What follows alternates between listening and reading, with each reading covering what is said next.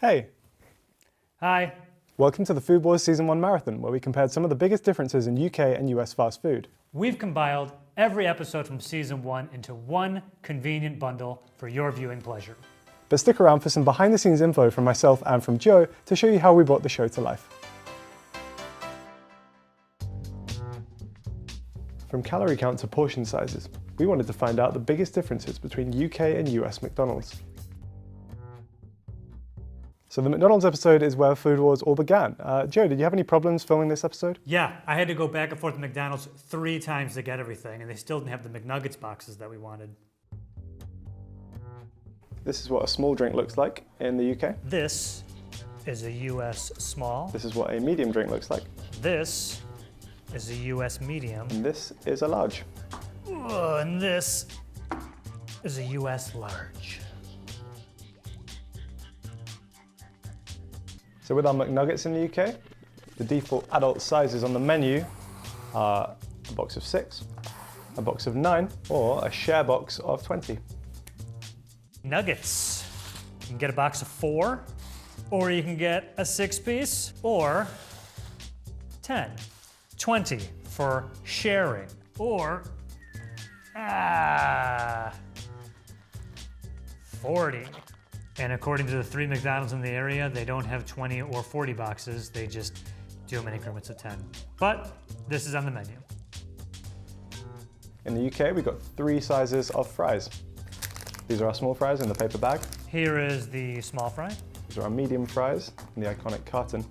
Here is the medium fry. And then these are our large fries. And here is the large fry. So we couldn't find an exact weight measurement for the fries online, so what we're going to do is weigh them ourselves.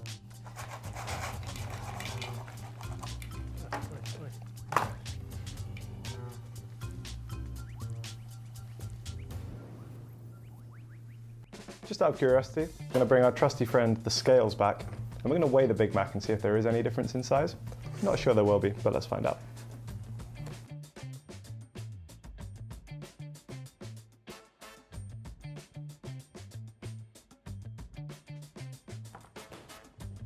Hang on.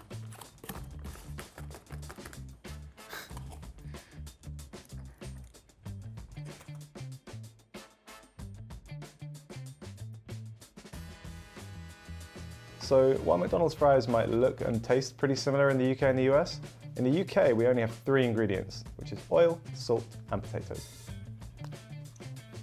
The McDonald's French fries in America have way more ingredients. These fries are made from potatoes, obviously, a vegetable oil, which has canola oil, corn oil, soybean oil, hydrogenated,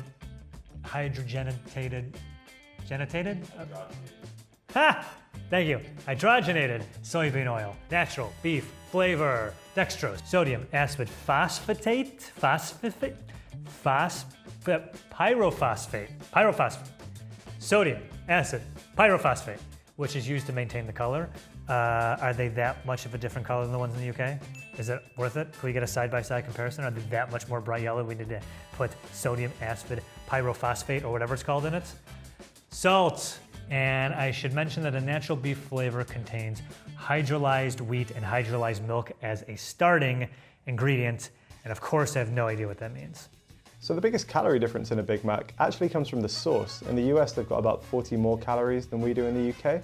We're not sure if this is because there's more sauce or because of the ingredients list. In the UK, it's just a little bit more simple. Our sauce is made of soybean oil, sweet relish, which is made of diced pickles, sugar, high fructose corn syrup, distilled vinegar, salt, corn syrup, all right, two types of corn syrup, xanthan gum, calcium chloride, spice extractives, water, I've heard of that, egg yolks, distilled vinegar, spices, onion powder, salt, propylene glycol alginate, garlic powder, vegetable protein, which has hydrolyzed corn, soy, and wheat, sugar, caramel color, turmeric, extractives of paprika, and of course, soy lecithin. I don't know which one it is. So if you are trying to eat healthily at McDonald's, it might actually be the drinks that you have to look out for. That's nothing, guys. Our chocolate shake, 840 calories. That's as many calories as 2 cheeseburgers and 1 hamburger. So what does that all mean? If you were to walk into a UK McDonald's and order yourself a large Big Mac meal with a milkshake, it would be around 1,400 calories. And if you were to get the large Big Mac meal with the chocolate shake in America, the total here is 1,870 calories. So that's 1,870 calories. The daily calorie allowance for an American dude is 2,500. Okay, so you have 630 left. 1 McNugget is 55 calories, right? So you could also have 11 more nuggets, and there you go. That's all you need for the day.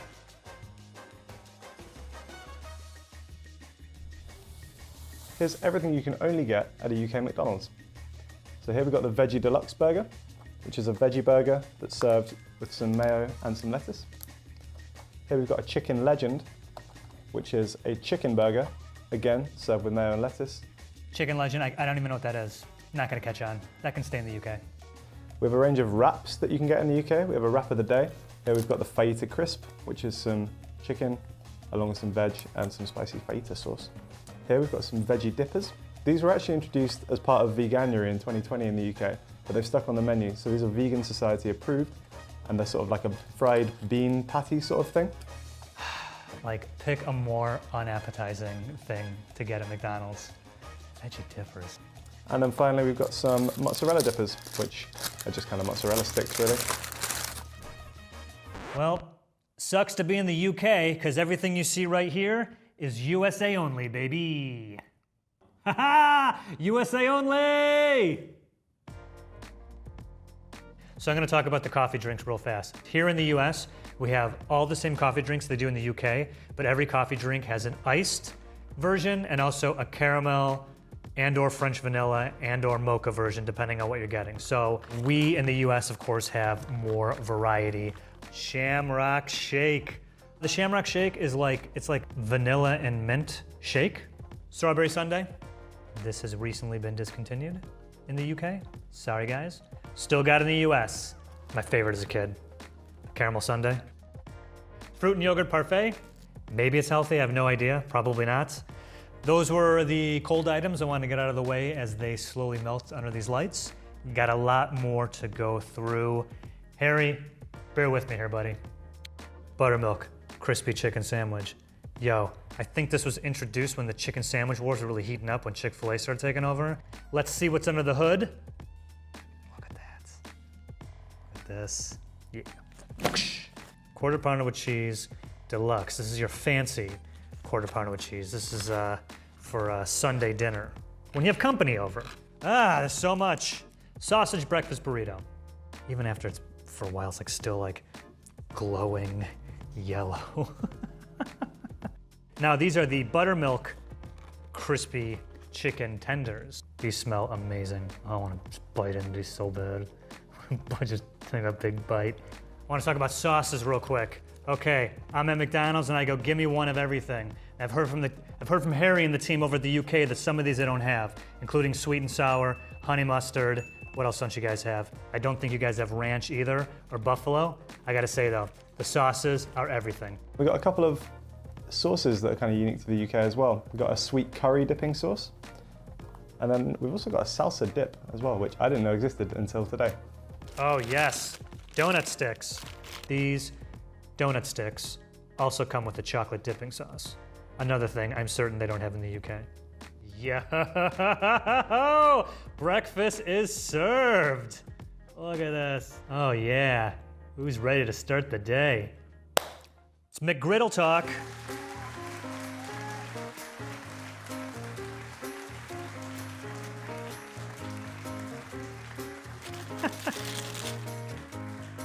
So for those of you in the UK who don't know what a McGriddle is, the United States McDonald's had this genius idea. What if we took breakfast sandwiches, replaced the buns, and made them pancakes, and somehow injected some sort of syrup flavor into the pancakes? And the McGriddle was born, and I have to say, they're fantastic. This one right here, the bacon, egg, and cheese McGriddle. This is the sausage.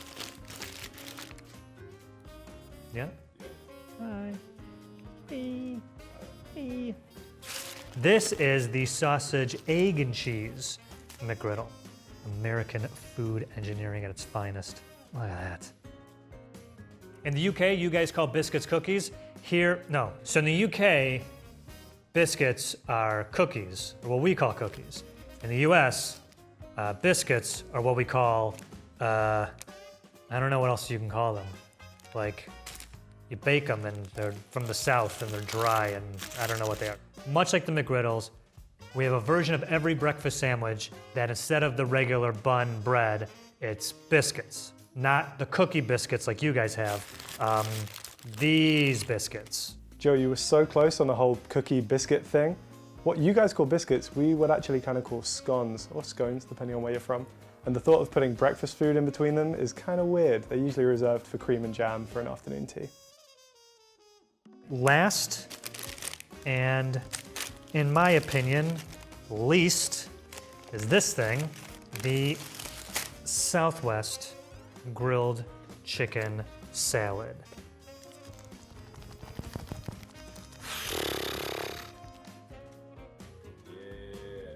Oh.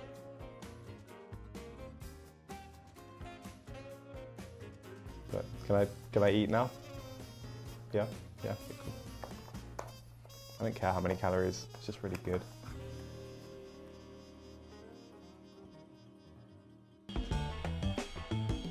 From calorie count to portion sizes, we wanted to find out the difference between a US and a UK KFC. This is Food Wars. I had KFC leftovers for days. I ended up giving some of it away to my neighbors in my building. Yeah, I was the same. I took like 3 buckets of chicken home for myself and my roommates. I even kind of made a pot pie, which you guys had on the menu, and we didn't. Sorry, you made a pot pie out of KFC leftovers? Just took the KFC chicken, took the skin off it, put it in a pot with some soup, some vegetables, and then a pastry on top, and it was pretty good. Now, you can't actually get a small drink at a UK KFC. It starts at regular. This is what a regular drink looks like. This is what a US regular looks like. And this is what a large drink looks like. And this is what a US large looks like. This is a regular fries, and this is a large fries. Here's the US regular, right? You want to go the next size up. This is the US large. Gosh! Look at how big that is. It's like 5 of those ones that he had. Let's find out how much a large fries weighs in the UK.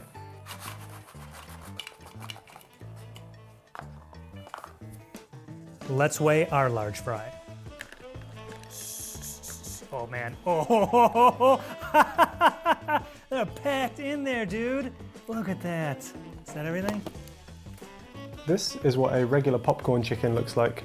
We have a large popcorn chicken. And this is what a large popcorn chicken looks like. And if you want to go even larger than the large, you can get yourself popcorn chicken box. Something for you and your buddies, I'm sure. Not eating this by yourself. Did I lose any? No? No way. Am I doing this without... Oh, don't jinx it. Oh! Yep. Yep. And, yep. Is that all of them? In the UK, you can get buckets in 3 sizes. You can get a 6-piece, you can get a 10-piece, or you can get a 14-piece.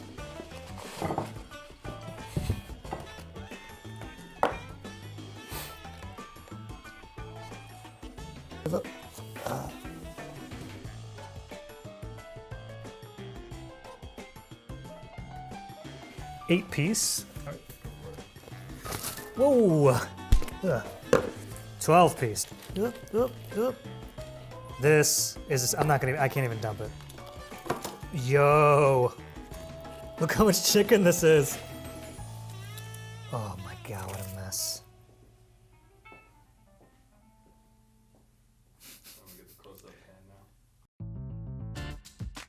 Unfortunately, KFC in the UK doesn't disclose its ingredients, but what we do know is calories. For example, in the UK, a drum is 170 calories. And in the US, one of these guys for the original recipe is 130 calories. But if you get extra crispy, like this guy right here, it's actually 170. USA is actually still winning on calories. That's largely thanks to the sides and the drinks. If you were to walk into a UK KFC and order a 3-piece meal and they gave you a drum, a thigh and a wing with a large fries and a large Pepsi, that would come to 1,155 calories. Our large fry is 930 calories, and our large drink is 380. And if you were to order a 3-piece with a large fry and a large drink in the US, it would be roughly this many calories. The KFC in the US has released its ingredients list. I would like to go over the ingredients of the French fries at the KFC in the US. All right, here we go. Sea salt, monosodium glutamate, maltodextrin, salt, dextrose, vegetable powders, tricalcium phosphate, hydrolyzed soy proteins, spices, soybean oil, natural flavors, potassium chloride, paprika extract, color, turmeric extract, color, potatoes, obviously, vegetable oil. It has soybean oil, canola, cottonseed, and or sunflower. Bleached wheat flour, and it contains 2% or less of rice flour, durum wheat, semolina,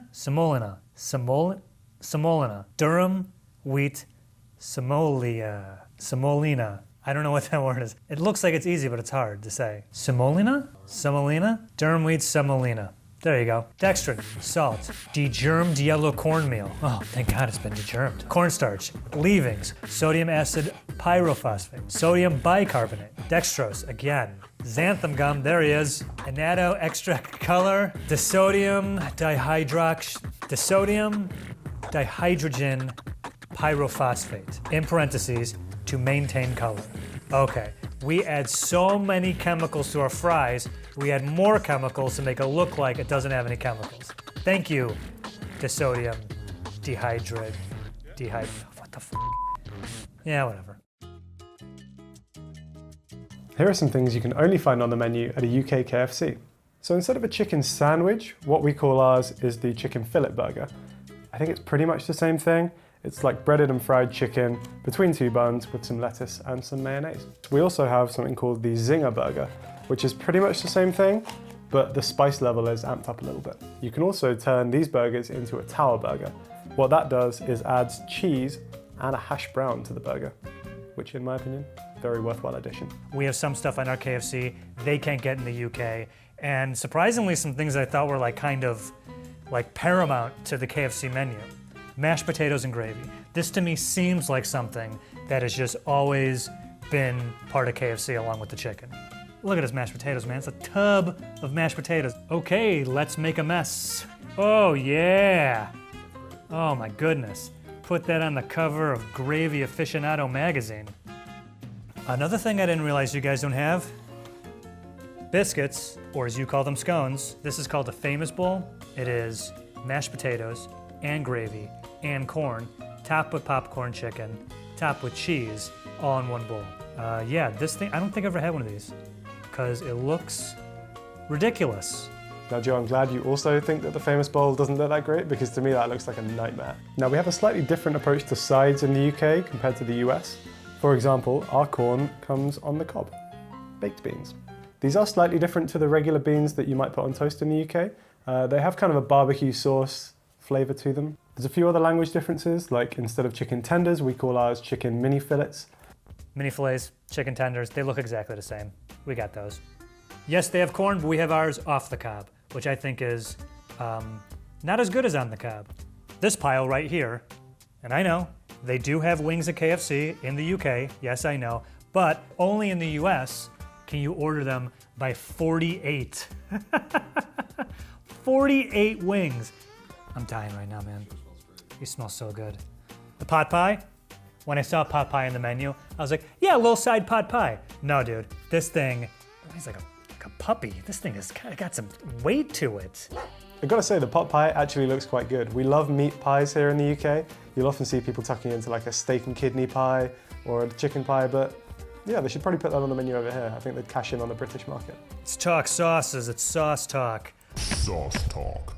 I think that these sauces are also specific only to the US and not the UK. The KFC finger looking good sauce. See that? We also have the summertime barbecue sauce. honey mustard, and of course, buttermilk ranch. There are a few sauces which are exclusive to the UK. For example, we have this spicy supercharger dip, which is kind of like a spicy mayo type thing. We have some sweet chili sauce, garlic mayonnaise, another really good option. Garlic mayo on chips is just fantastic. Why don't we have those sauces here? Oh man, I want those.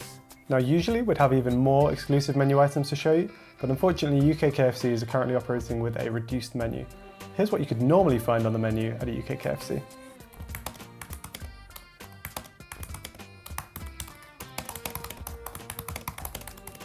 A vegan burger, the Big Daddy burger, a range of chicken wraps, some rice boxes, onion rings, curry sauce, crush'ems, and a full range of hot drinks, including English breakfast tea.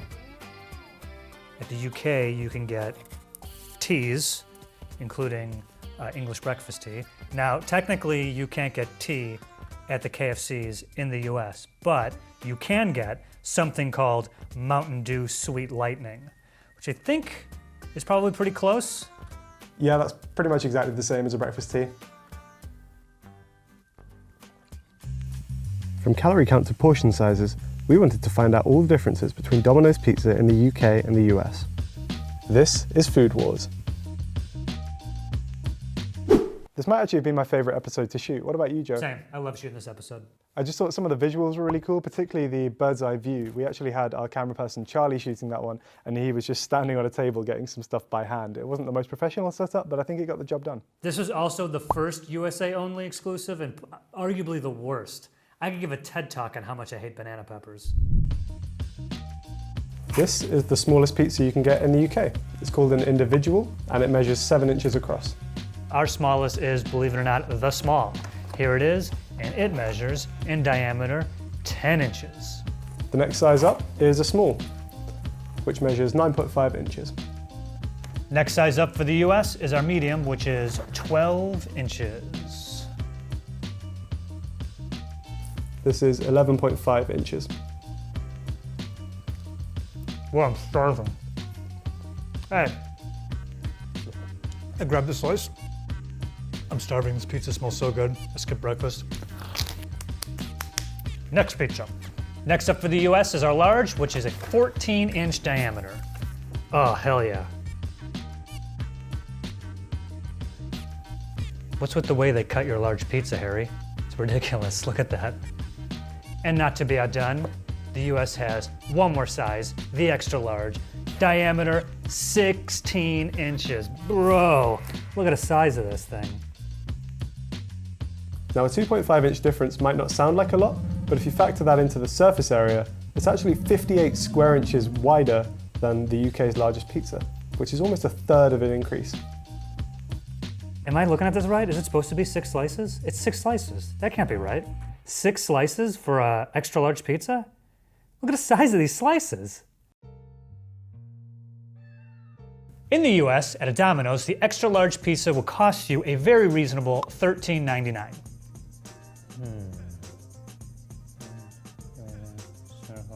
That is 201 square inches, which breaks down to roughly 7 cents an inch. Nice. Now shockingly, $13.99 will only get you a small pizza in the UK. A small pizza is 9.5 inches across, and that gives it a surface area of 71 square inches. Now if you divide the $13.69 price tag by the 71, you find out that you're actually paying 19 cents per square inch. Ultimately, it means that if you went into a US and a UK Domino's with $13.99 to spend, you'd be able to get more than double the pizza for your money in the US store.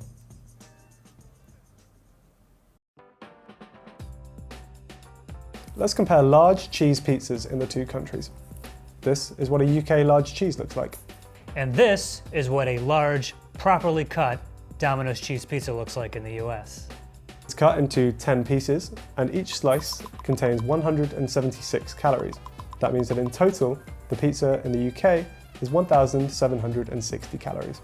Instead of 10, we got 8 slices. That means each slice is roughly 280 calories, which makes the whole pizza 2,240 calories. And according to the thing that was written for me, that is almost 480 calories more than the UK large.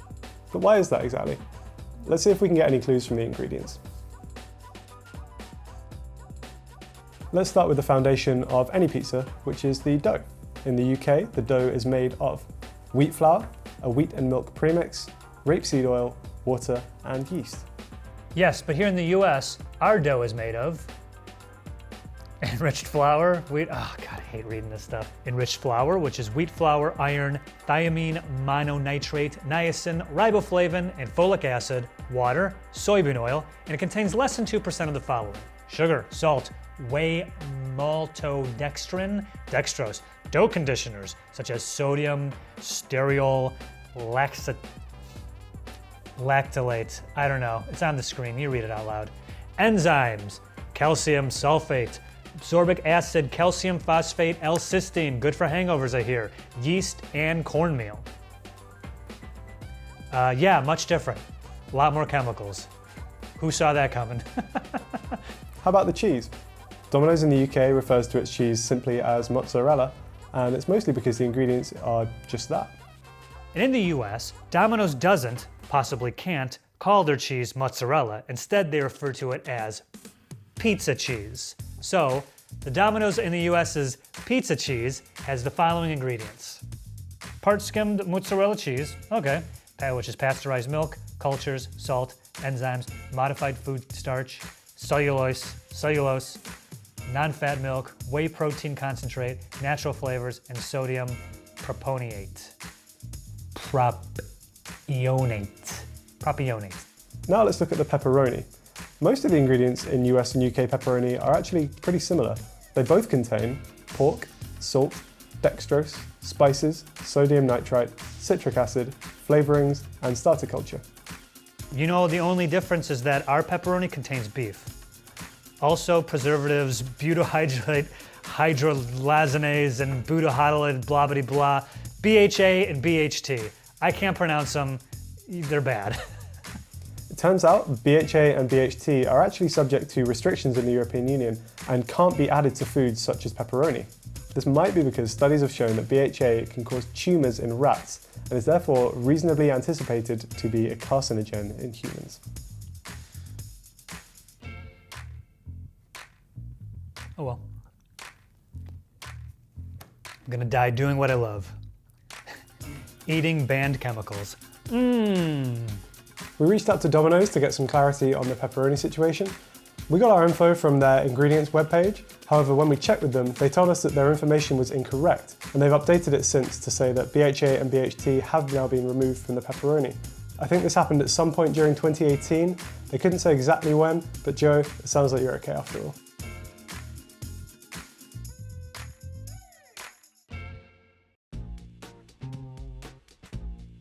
Here are all the items you can only find on the menu at a UK Domino's. And here are all the things you can only get at a US Domino's. Let's start with the pizza itself. So firstly, it's the crust options. Now in the UK we can actually get stuffed crust, but what we've gone for here is the Italian style crust. Apologies to the country of Italy for this one. Now the Italian crust is basically the same dough, but just thinner and therefore a bit more crispy. There are a few toppings that you can only get on your pizza in the UK. These include some options we got here, like meatballs, sweet corn, and red onion. But that's not all. You can also get things like Catalan chicken, which is a chicken in a kind of paprika spice. You can get tandoori chicken, which is chicken with some Indian spice blends. And you can also get tuna on your pizza. Whoa, wait, did he say tuna? Tuna on a pizza?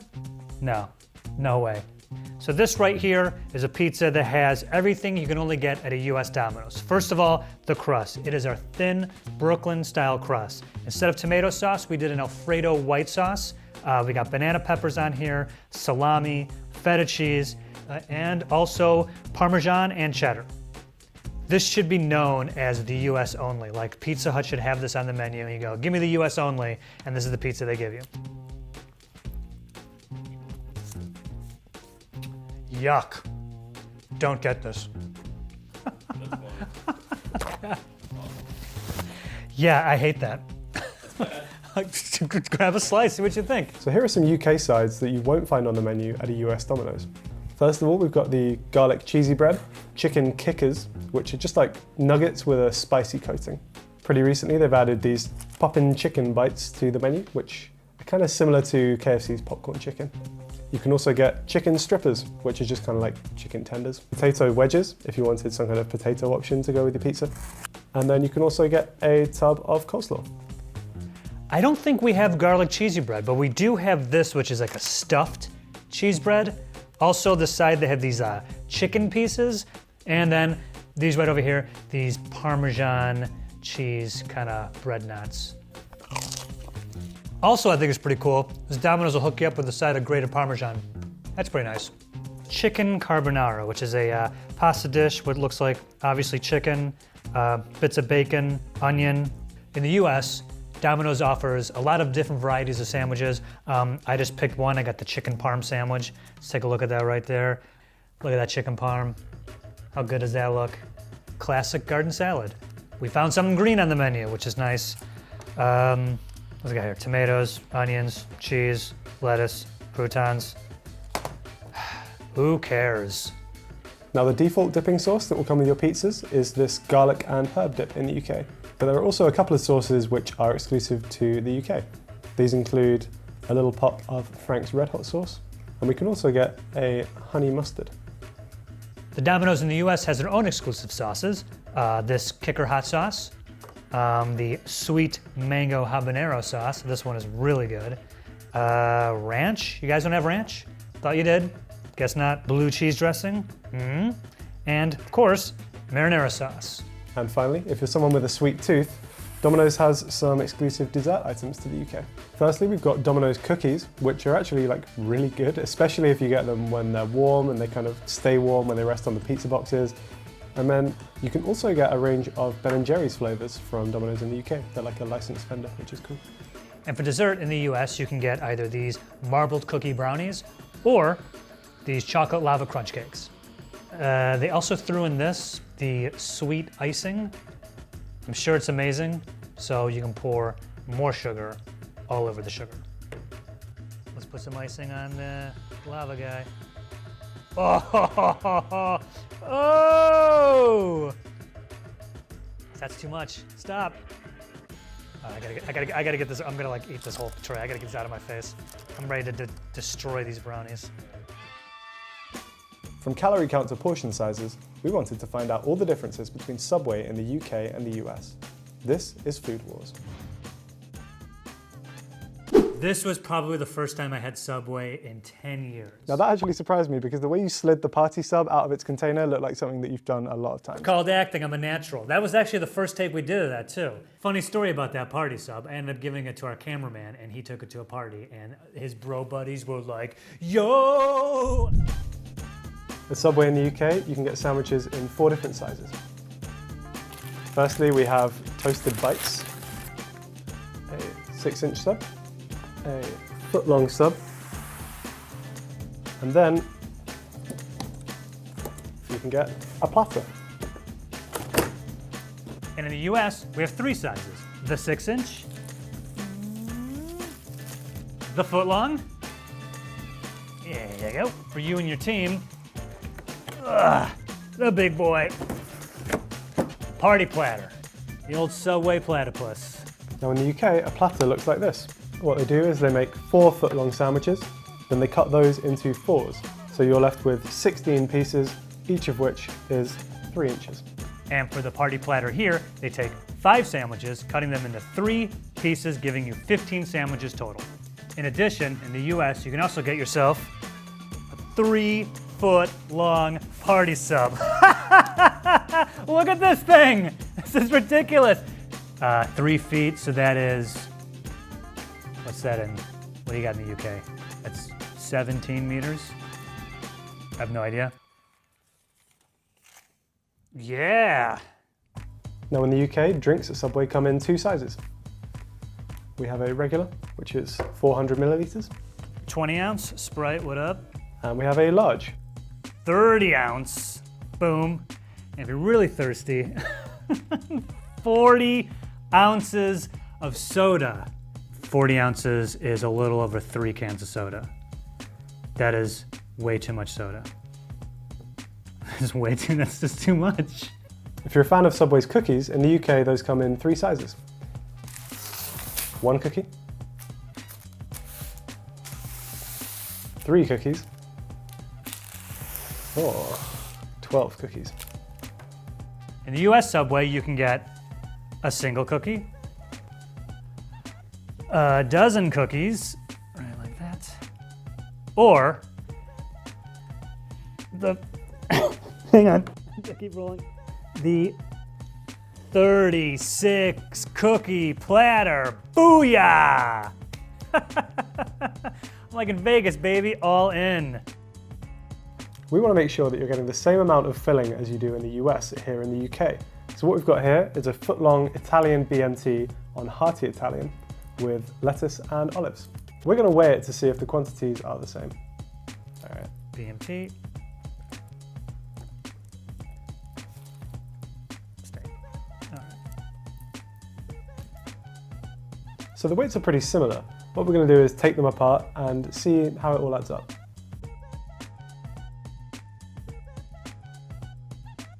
So when it comes to the amounts of filling that you get in your subs, it looks like the UK and the US are actually pretty identical.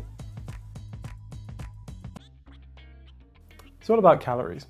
We found out that the most popular sub at Subway is actually the turkey breast sub. So if you were to walk into a UK Subway and order a regular turkey breast sub, and then make it a meal by including a regular drink and a cookie, you'd be looking at 621 calories. That same order in the US is 690 calories. Now the sub itself is actually less calories, it's only 250, but the drink, the medium Coke, is around 240, and the cookie is 200 calories. But wait, according to the internet, in the US, the default actually comes with 2 cookies, which brings it to a grand total of 890 calories. What about the calories in another sub? Well, in the UK, 6 inches of meatball marinara comes in at 492 calories. In the US, 6-inch meatball is only 430 calories. Yo. Now, because we're not sure why our meatball sub is more calorific, we're actually going to do another test. We're going to bring back our friend the scales, and we're going to weigh a meatball.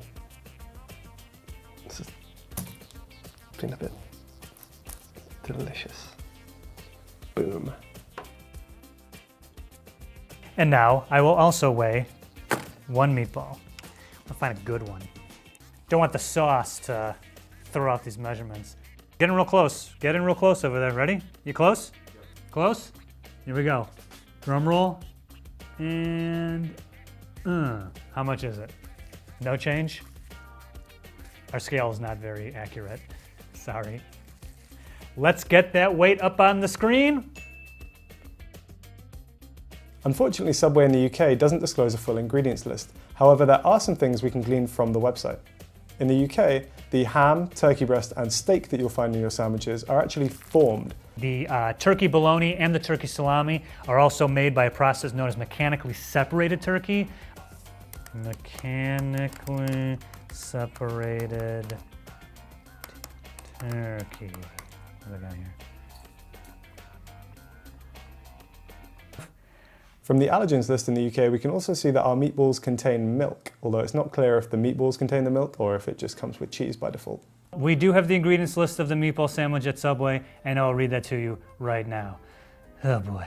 Beef, water, breadcrumbs, and then we have the kind of square brackets, toasted wheat crumbs, and now we have the curved brackets, enriched wheat flour, now we have the fancy brackets, wheat flour, niacin, reduced iron, thiamine, mononitrate, riboflavin, folic acid, close fancy brackets, sugar, salt, soybean oil, yeast. Let me close the other 2 brackets.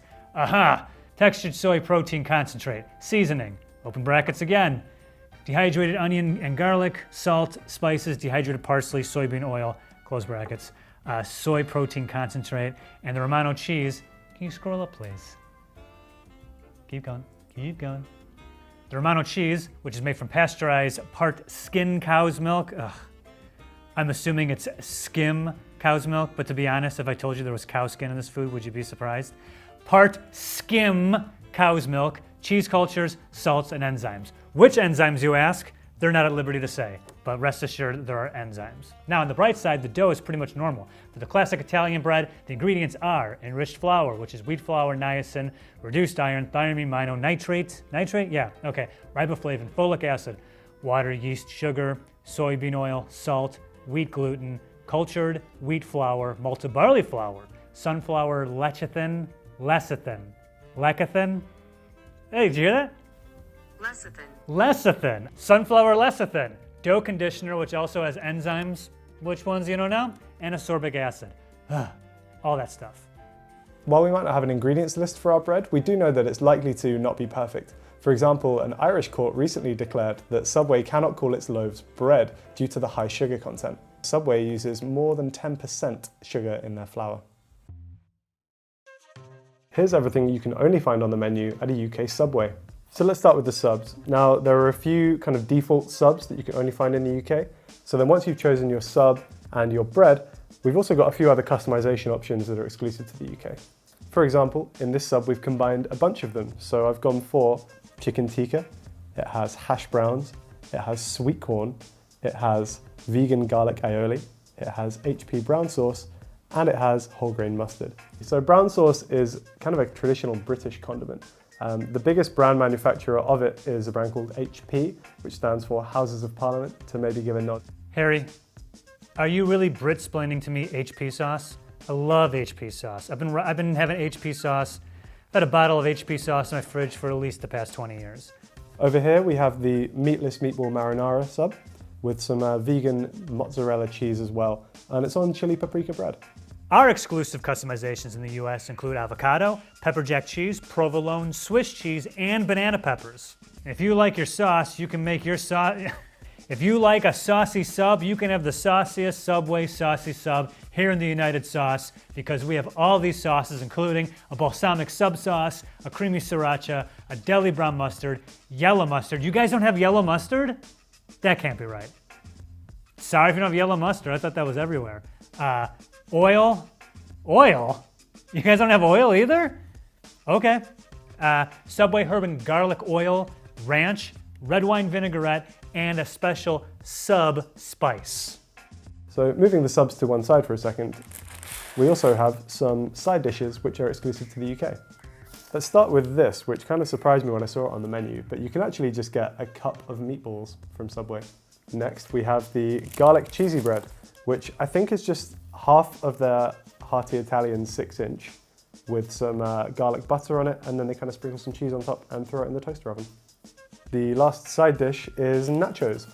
They actually just get some Doritos, throw them into a box, give you some cheese, some jalapenos. That is an insult to nachos. Those are the kind of nachos you make in your 20s when you're drunk at 2 in the morning. Chips, cheese, microwave it, throw on some salsa. That is the most depressing plate of nachos I've ever seen. That is the worst thing associated, that is the second worst thing associated with the Subway franchise. The only exclusive side that you can get at a Subway in the US is the applesauce pouch, which we don't have. Unfortunately, the 2 Subways we went to did not have them available. Could we get a graphic of the applesauce pouch on the screen somewhere near my head? Yeah, it looks like that. Now, we wanted to get as many UK exclusives into one sub as possible, so this is my creation. I'll be clear, this is not my usual order.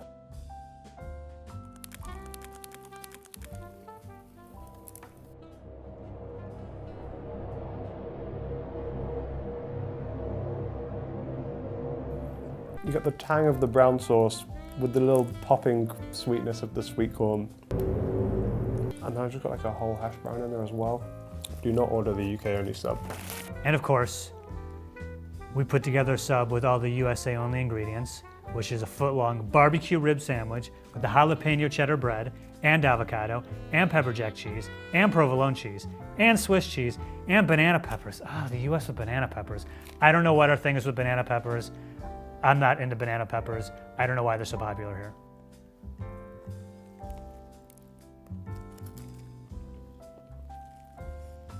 That's actually pretty good. I actually like that. The jalapeno bread, wow. Oh man, the sriracha sauce. Oh, and the avocado. Whoa, it's got some heat to it too. I'm totally surprised. I kind of like that. Yeah. From calorie counts to portion sizes, we wanted to find out all the differences between Burger King in the US and the UK. This is Food Wars. 2 words together and a number. Frygate 2020. In the UK, we have 3 drink sizes. We have a small, which is 250 millilitres. This is a US small. We have a regular, which is 400 millilitres. This is a US medium. And we have a large. And here, ugh, is a US large. Burger King. Now in the UK, we have 3 sizes of fries. Small, regular, and large. Here's a Burger King small fry. Here's a Burger King medium fry. And a Burger King large fry. So of the 3 sizes of fries that we were given, I'm actually not sure which one is the regular and which one is the small, because these two kind of look identical. We're going to weigh them all. We're going to start with this orange bottomed bag. 88 grams. Now we're going to weigh the slightly darker orange bag and see which size this is. So there's only a 5 gram difference, but this one is the small.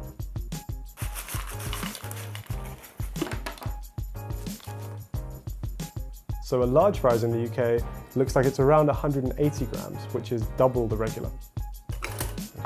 Break the scale.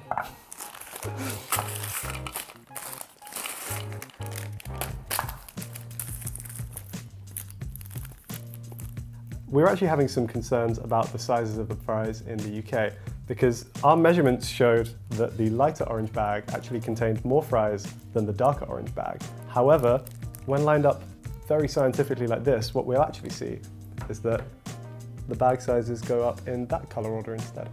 So I think what's happened here is that our small was actually bigger than our regular. Wow, a lot of fry drama over there in the UK. As you can see from our sizes, it's pretty obvious what the small, medium, and large is, but of course, we're still gonna weigh them. So let's start with the small fry. Yup. Oh, rogue fry. And now the medium fry.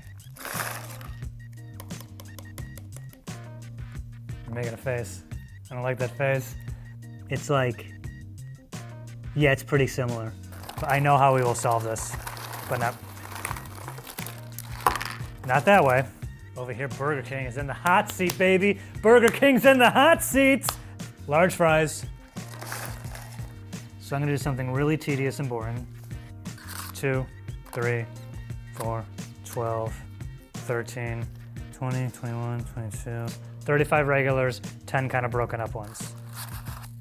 1, 2, 34 and 18, but they'll have smaller ones.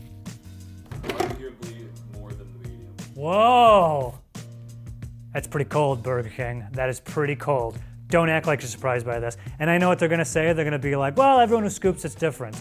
Okay, but our scooper here and their scooper in the UK made a similar error.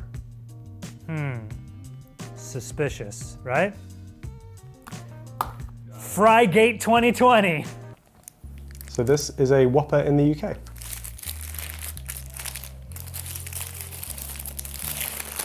No, it's not. That's a Halloumi King. Is this the Whopper? Have I forgotten the Whoppers? Burger King. So what we're going to do is weigh a Whopper and see how much a Whopper weighs in the UK.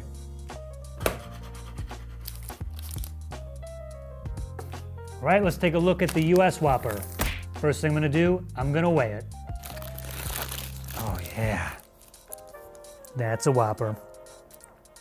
Oh yeah. Wait, gotta be scientific about it. In the UK, you can get Burger King's chicken fries in 3 sizes. A 6-piece box, a 9-piece box, or if you're really hungry, a 20-piece box. In the US, according to the Burger King website, they have 3 sizes of chicken fries. We went to like 5 Burger Kings, 2, and both of them said that they only have 1 size, the 9-piece chicken fries. I don't know why that is. And after Burger King Frygate 2020, I'm gonna count these. There's 9. So what about calories? Well, for example, a large Whopper meal The Whopper itself is 627 calories. Our 180 gram serving of large fries would be 437 calories, and a large Coke would be 209 calories. That brings a total of a large Whopper meal in the UK to 1,273 calories.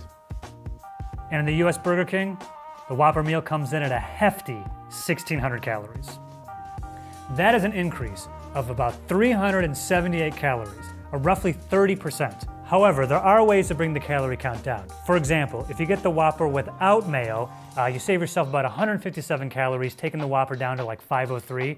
The drink is a major culprit. If you get a sugar-free soda like a Diet Coke, you immediately save yourself 510 calories. So with these minor adjustments, you can get a large Whopper meal for about 933 calories. Now, for whatever reason, the mayo in the UK only comes to 6 calories, so I'm not sure what you guys are putting in your mayo. Now in the UK, a bacon double cheeseburger comes in at 430 calories. And our bacon double cheeseburger in the US only has 404 calories. Now this has to be a food wars first, where something in the US has less calories than something in the UK. I do want to point out, our bacon double cheeseburger does not come with mayo, so I think that might be the calorie culprit. So we finally found something that's less calorific in the US than the UK. Congrats, guys. Error 404, mayo not found. That's funny. Like just put that on the screen there like an error code. Unfortunately, Burger King does not disclose a full ingredients list in either the UK or the US. Here are some things that you can only get at a UK Burger King. So here we have the veggie bean burger, which you get these 2 fried bean patties with some lettuce, some mayo and some cheese. Here we have the halloumi king, which is kind of exciting. It comes with lettuce, mayo, onions, tomato, and then these 2 fried pieces of halloumi. They also offer that with bacon, which seems slightly counterproductive if you're a vegetarian, but pretty delicious if you're not. Hey Siri, what is halloumi? Halloumi or halloumi is a semi-hard, unripened brine cheese made from a mixture of goats and sheep's milk, and sometimes also cow's milk. Do you want me to keep reading? Yes. It has a high melting point and so can easily be fried or grilled. This property makes it a popular meat substitute. Rennet is used to curdle the milk in halloumi production, although no acid-producing bacteria are used in its preparation. Huh. Thanks. I don't want that. At the back here we have a chicken royale with bacon, which is a longer chicken patty that's fried. Comes with lettuce, bacon, and cheese and mayo. To round out the burgers, we have the Bacon King, which is kind of like a larger version of the bacon double cheeseburger, but it also has mayo on it. And then finally available to us right now, we have the jalapeno chicken fries, which are kind of like the standard chicken fries, but with a spicy jalapeno coating. I'm furious we don't have those. That is ridiculous. How do they have the jalapeno chicken fries and we don't? That is ridiculous. So on top of what I've got in front of me, there are also a lot of exclusives that we have in the UK, which I'll read for you now. The Steakhouse Angus, a classic cheese melt, a barbecue double melt, a chili cheese melt, the Roadhouse crispy chicken sandwich, a crispy bacon king, a rebel whopper, mac and cheese bites, chili cheese bites, apple slices, a breakfast king, a range of breakfast sandwiches including a bacon butty and a sausage butty, porridge, and an Oreo fusion, which is like an ice cream with some Oreos in it. It has to be said that Burger King isn't the friendliest place for vegetarians.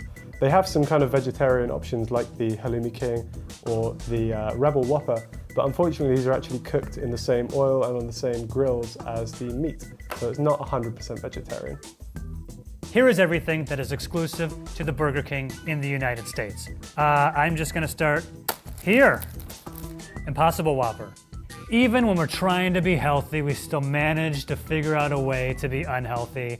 There's stuff in our Impossible meat that has not been approved in the UK yet. Crispy taco, here in Burger King, USA only. I don't know why there's tacos at Burger King.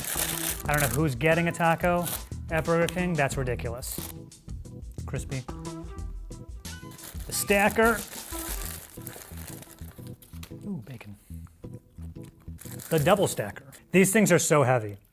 This is so much. Now, from my understanding, what separates the stacker from the bacon double cheeseburger is these are 1/4 pound patties, and also there's some sort of stacker sauce on here. Special stacker sauce. Spicy, crispy chicken sandwich. The barbecue bacon crispy chicken sandwich. Spicy chicken sandwich junior. For the little guys. You can also get an order of mozzarella sticks, 4 with marinara in there. Applesauce. Oh yeah, breakfast. Oh, good Lord. All right, so you get pancakes and of course syrup, and of course we're gonna do a syrup pour. Wouldn't be a Food Wars episode without me pouring something on something else. Okay. Ooh, yo! You like that? You like how that looks? Damn. Ah, yes, the croissant sandwich. So as you can see, what a croissant sandwich is a breakfast sandwich where a croissant is the buns. How's it look? Look good? And also, similar to McDonald's, breakfast sandwiches, they also have breakfast biscuits, also sausage, egg, and cheese. And then last, the US Burger King breakfast burrito. Let's open it up. Let's take a look inside. Oh, what they got? They got an egg, got sausage. Oh, they got potato in here. Okay. I would not get this, but good for them. Good effort. Last but not least, you can also get yourself a Hershey's Sundae chocolate pie. Oh, look at that. Look at that. Oh man, I just want to jump into that. From calorie count to portion sizes, we wanted to find out all the differences between UK and US Starbucks. This is Food Wars. Now I do have a confession to make, which is that I don't drink coffee. I'm very loyal to tea as a British person, so this episode was kind of wasted on me. Now hot coffees in the UK come in 4 sizes. Firstly, we have a short coffee, which is 8 ounces. The short, 8 ounces. Then we have a tall coffee, which is 12 ounces. Next, we have the tall. Next, 12 ounces. it's a grande coffee, which comes in at 16 ounces. Then we got the grande, 16 ounces. A venti, or 20 ounces. Ah, sensational. And the biggest one, the venti, 20 ounces. And in case you're wondering, it's called the venti because 20 in Italian is venti twento. Just to double check, we're going to measure the largest hot coffee in the UK.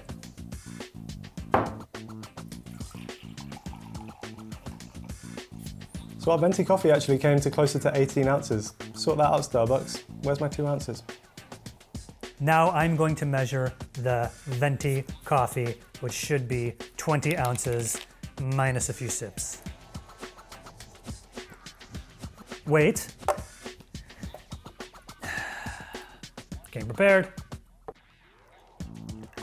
Whoa, come on. I did not drink that much. Oh, Starbucks. That's not even 2, that's like an ounce.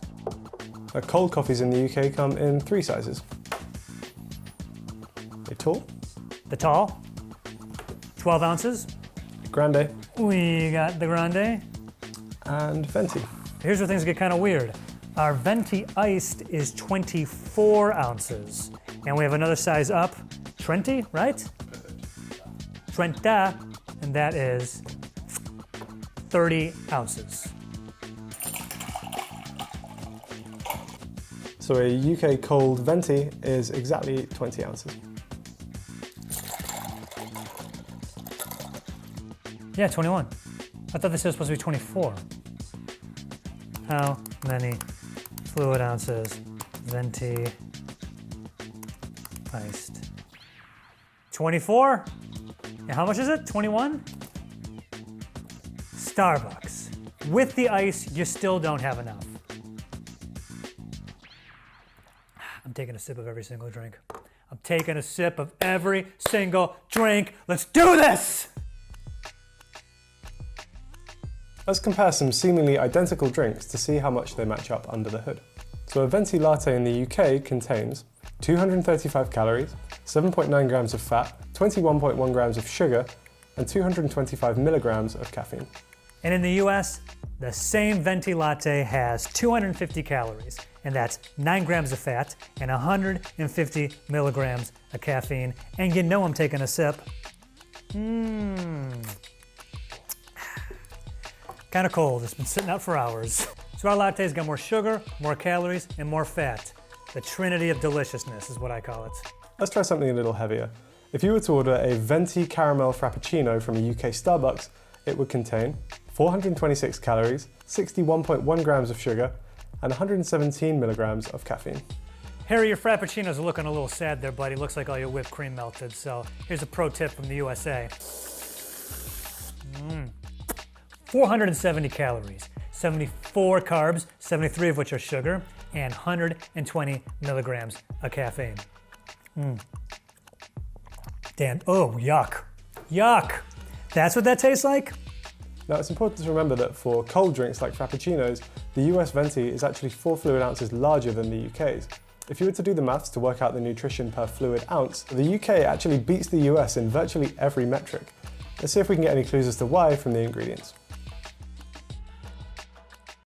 Now in the UK, a cappuccino from Starbucks contains just 2 ingredients, milk and brewed espresso. And in the US, our cappuccinos are made from milk and brewed espresso. Look at that. Same thing, finally. Now for the most part, the hot coffees in both countries are just those 2 ingredients in different quantities. Things get a little bit more complicated once you start to add things like syrups, however. For example, in the UK, if you add caramel syrup to your cappuccino, it adds the following ingredients: sugar, water, natural flavouring, concentrate of apple, carrot, hibiscus, molasses, citric acid, and potassium sorbate. Whereas our caramel syrup has sugar, corn syrup, butter, cream, milk, salt, water, heavy cream, non-fat, dry milk, natural flavors, salt, monodiglyceridosis, I don't know what that word is, soy lecithin, and sulfides. The point is, our caramel syrup has actual caramel in it. How do you like that? Now let's try something with a lot more ingredients. This is a Java chip frappuccino from the UK, and it contains the following: ice, milk, coffee frappuccino syrup, which is sugar, water, natural flavor, salt, xanthan gum, potassium sorbate, citric acid, sodium bicarbonate, and a mocha drizzle, which is water, mocha soy powder, lecithin, sugar, natural flavors, with alcohol, and salt. Ladies and gentlemen, it is a food wars first. The first time something in the UK has an ingredients list longer than something in the US. Time to celebrate, baby!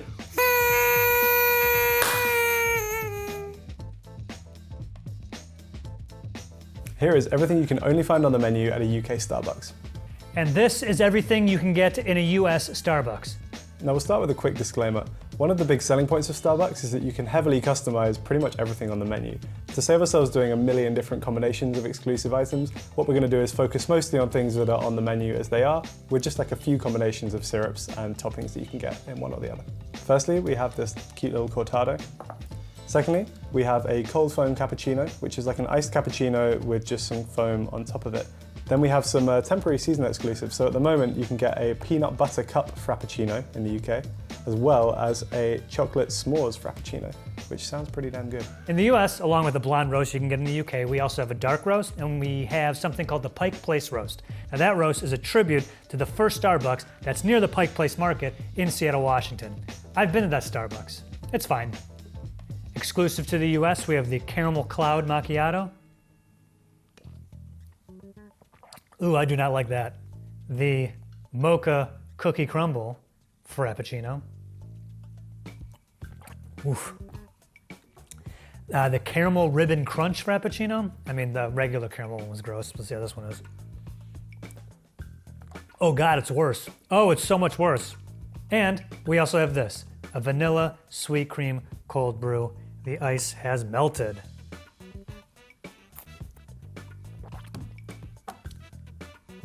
Woof. I bet that was good 6 hours ago when it was made. And what we've done is combine as many UK exclusives as we can into one drink, which I'm calling the UK only. We've got some almond, some sugar-free caramel, some sugar-free hazelnut, and some mango. which is going to be an interesting mix.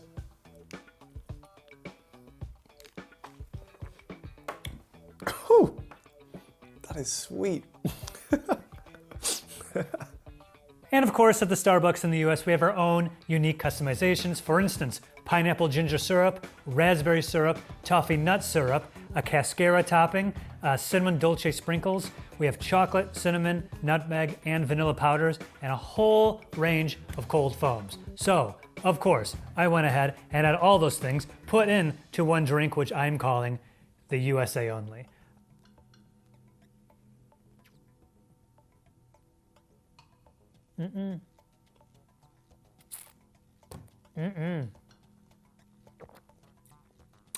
Oh man, that's weird. Nothing in that works together.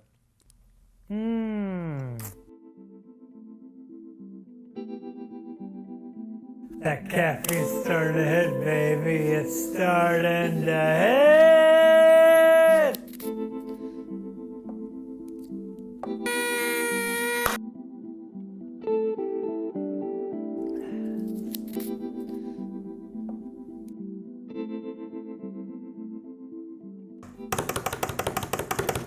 Starbucks.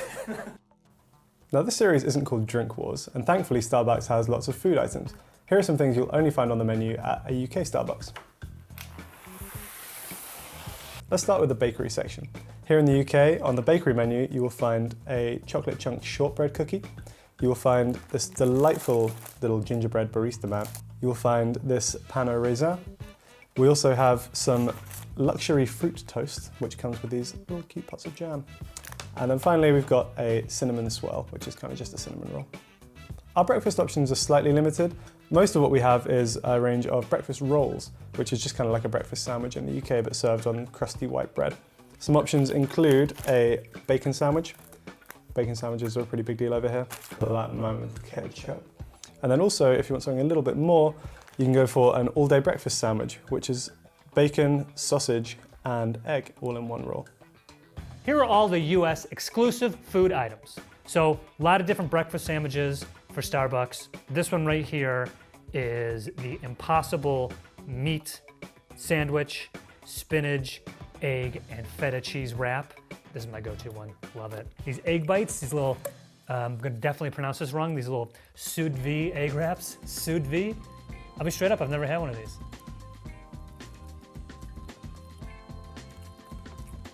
Holy these are so good. Oh my God. A lot of baked goods, like this little friendly guy, just in time for the holiday season, a little snowman cake pop. Bunch of different varieties of sugar cookies. I got this one because I think it looks the nicest, but I don't want this at all. Oh, but you know what I do love? Dude, Danishes, especially cheese Danishes. We also got scones. So, one with the blueberry scone. We got Harry's face on there. Scone Harry. Sorry to break it to you, Joe, but that is not a scone. A few things to point out. Firstly, it's pronounced scone, not scone. Secondly, they should all... The Marshmallow Dream Bar, AKA a Rice Krispie treat. What are we doing? We're going to Starbucks in the morning and we're getting cookies and Rice Krispie treats for breakfast? No. No. They got bagels. I asked for cream cheese and they forgot. Pumpkin cream cheese muffin. It's got pumpkin, a little glob of cream cheese in it right there. Muffins are okay in the morning. I'm pro morning muffin. Last and probably least, because I've never had one nor have I ever wanted one, Starbucks in the US have a lot of what they call protein boxes. Chicken and quinoa. Looks like a salad. You guys have pretty much all the lunch options that we have in terms of like paninis, sandwiches, and wraps. One thing I did want to highlight was this, which is a cheese and Marmite mini ciabatta. So Marmite, as some of you will know, is a spread that's quite popular in the UK. It's like the byproduct of making beer. When the yeast ferments, it kind of leaves like a sludge on the bottom of the tank. And that is Marmite, but it somehow tastes really good. Harry, no to Marmite. It's bad. Stop it. So on top of classic English breakfast tea, we also have some exclusive teas to the UK. So we'll start with the Jasmine Pearl Green Tea, which is just our exclusive version of the green tea. Here we've got something called a youth berry tea, which apparently helps keep you young. Here is some chamomile tea, which is great if you just want something to relax before bed. And then we've got some frozen teas as well. So this is a frozen iced tea made with apple and kiwi. This is a frozen iced tea with tropical mango. And then this is a frozen strawberry and lime tea. Here in the US, we have a lot of exclusive teas too. These are those exclusive teas. For hot ones, we have a Jade Citrus Mint, a Peach Tranquility Tea. I think they missed a trick there not calling it the Peach Tranquility. Connor Blake came up with that, not me. The Revved Up Tea, right there. And then for the cold ones, we got the Royal English Breakfast Tea. Why don't you guys have the iced Royal English Breakfast Tea? A matcha lemonade tea, a iced guava black tea, and the Passion Tango iced tea.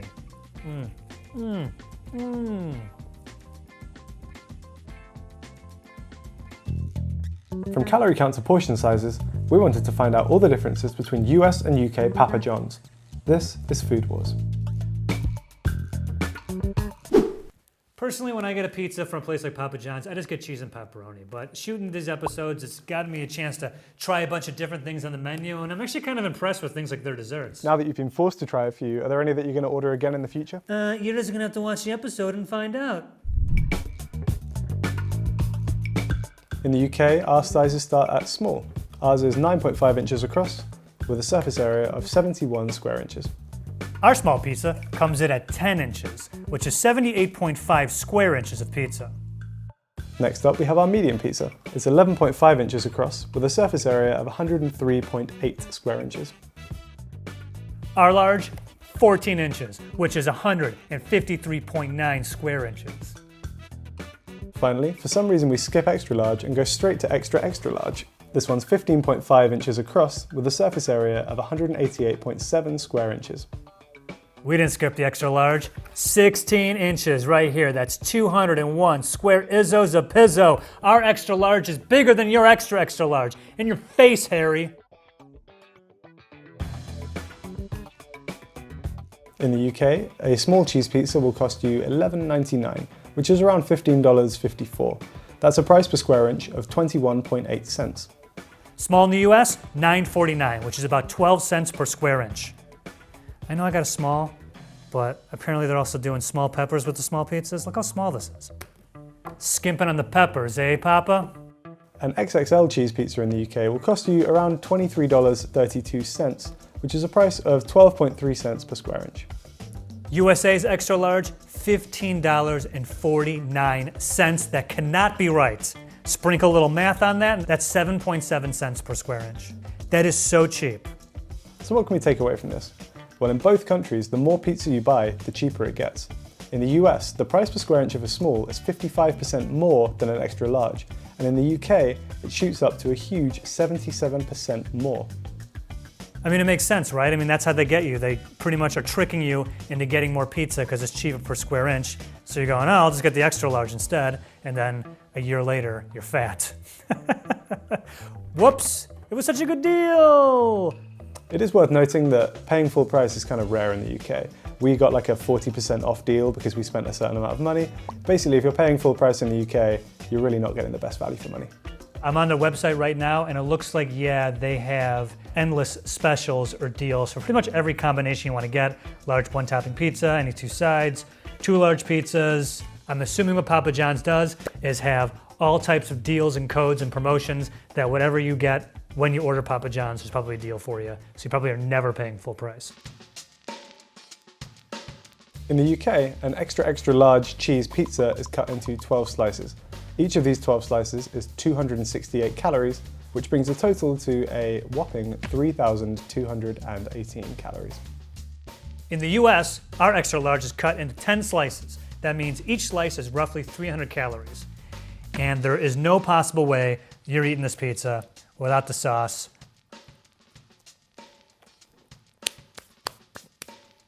Whew. What about the most calorific thing on the menu? In the UK, it's a sausage and pepperoni pizza. Now for an XXL version of this pizza, each slice is 355 calories. That brings the total to 4,260 calories. In the US, if you're going for most calories, it's a tie between the meats pizza and the pepperoni, sausage, and 3 cheese pizza. This used to be John's favorite. They changed the name. They took his name off of it when he left. I wonder what happened to that guy. Each pizza is roughly 410 calories per slice, and since it's 10 slices per pizza, that is a whopping 4,100 calories per pizza. Ha! So despite the average pizza sizes being smaller in the UK, the pizzas themselves are actually more calorific. Who knew? Now, despite Papa John's motto being better ingredients, better pizza, they don't actually make their full ingredients list available in the UK. We did reach out to them to see if they'd make an exception for us, but at the time of shooting this, unfortunately, we hadn't heard back. Now, because we can't get the UK Papa John's ingredients list, we're gonna tweak this section a little bit. We're gonna compare the US Papa John's ingredients to another very popular fast food pizza chain, Domino's. Let's get Domino's dough ingredients on the screen. Okay, now let's compare that with the Papa John's US dough ingredients. Unbleached enriched wheat flour, water, sugar, soybean oil, salt, yeast. And that's it. How hilarious is that? See? Doesn't need to be a whole chemistry lab. Okay, I gotta give Papa John's props. That's really great. They say fresher ingredients and they mean it. I like that. Here is everything you can only find on the menu at a UK Papa John's. And these are all the USA exclusive items you can get at Papa John's. Let's start with the pizzas. So in front of me I have 3 pizzas, and across these 3 we've covered pretty much all of the items you can only find on the menu at a UK Papa John's. So what I have right in front of me here is a pizza with a butternut squash base. Now this is on the menu as a gluten-free alternative to traditional doughs. Then the pizzas outside of that, as you can see, have a stuffed crust, which is just the classic crust, but then folded over and filled with a kind of cheesy, garlicky mix, which is really, really good. This right here is a pizza consisting of only the toppings and crust that you can get in the US. We have the Parmesan cheese, garlic crusted crust. Now from there, you can also customize the base sauce. So instead of the tomato sauce on this one, we have an Amarillo chili sauce. I was not aware of this until recently, but apparently at a Papa John's in the United States, you can substitute the tomato sauce for ranch. And I did exactly that, because there's nothing more American than ranch dressing. Papa John's in the UK actually offers quite a few vegetarian and vegan options. For example, again on this pizza, instead of the classic mozzarella blend cheese, we have a vegan cheese, which is a cheese alternative that's friendly for vegans. So in the UK, you can top your pizza with anchovies, with tuna, with tandoori chicken, with spicy beef, and also some fake meat alternatives such as vegan pepperoni and also a vegan sausage. Finally, we have a couple of vegetarian toppings. For example, on this pizza, we have some red chilies, and on this pizza, we have feta cheese and sweet corn.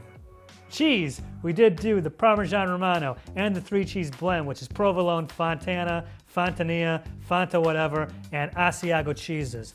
Salami, Canadian bacon, the Philly cheesesteak stuff, spinach, and also, of course, banana peppers. I don't know what it is with banana peppers. They're suddenly on everything. I don't get it. All right. Here we go. All right. Positive mental attitude. PMA. I'm about to have the USA only.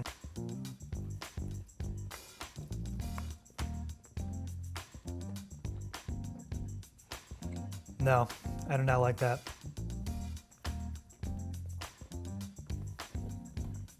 I'll admit it's growing on me. I wouldn't pick the ranch sauce. I would stick with tomato. Be not bad. Oh, God.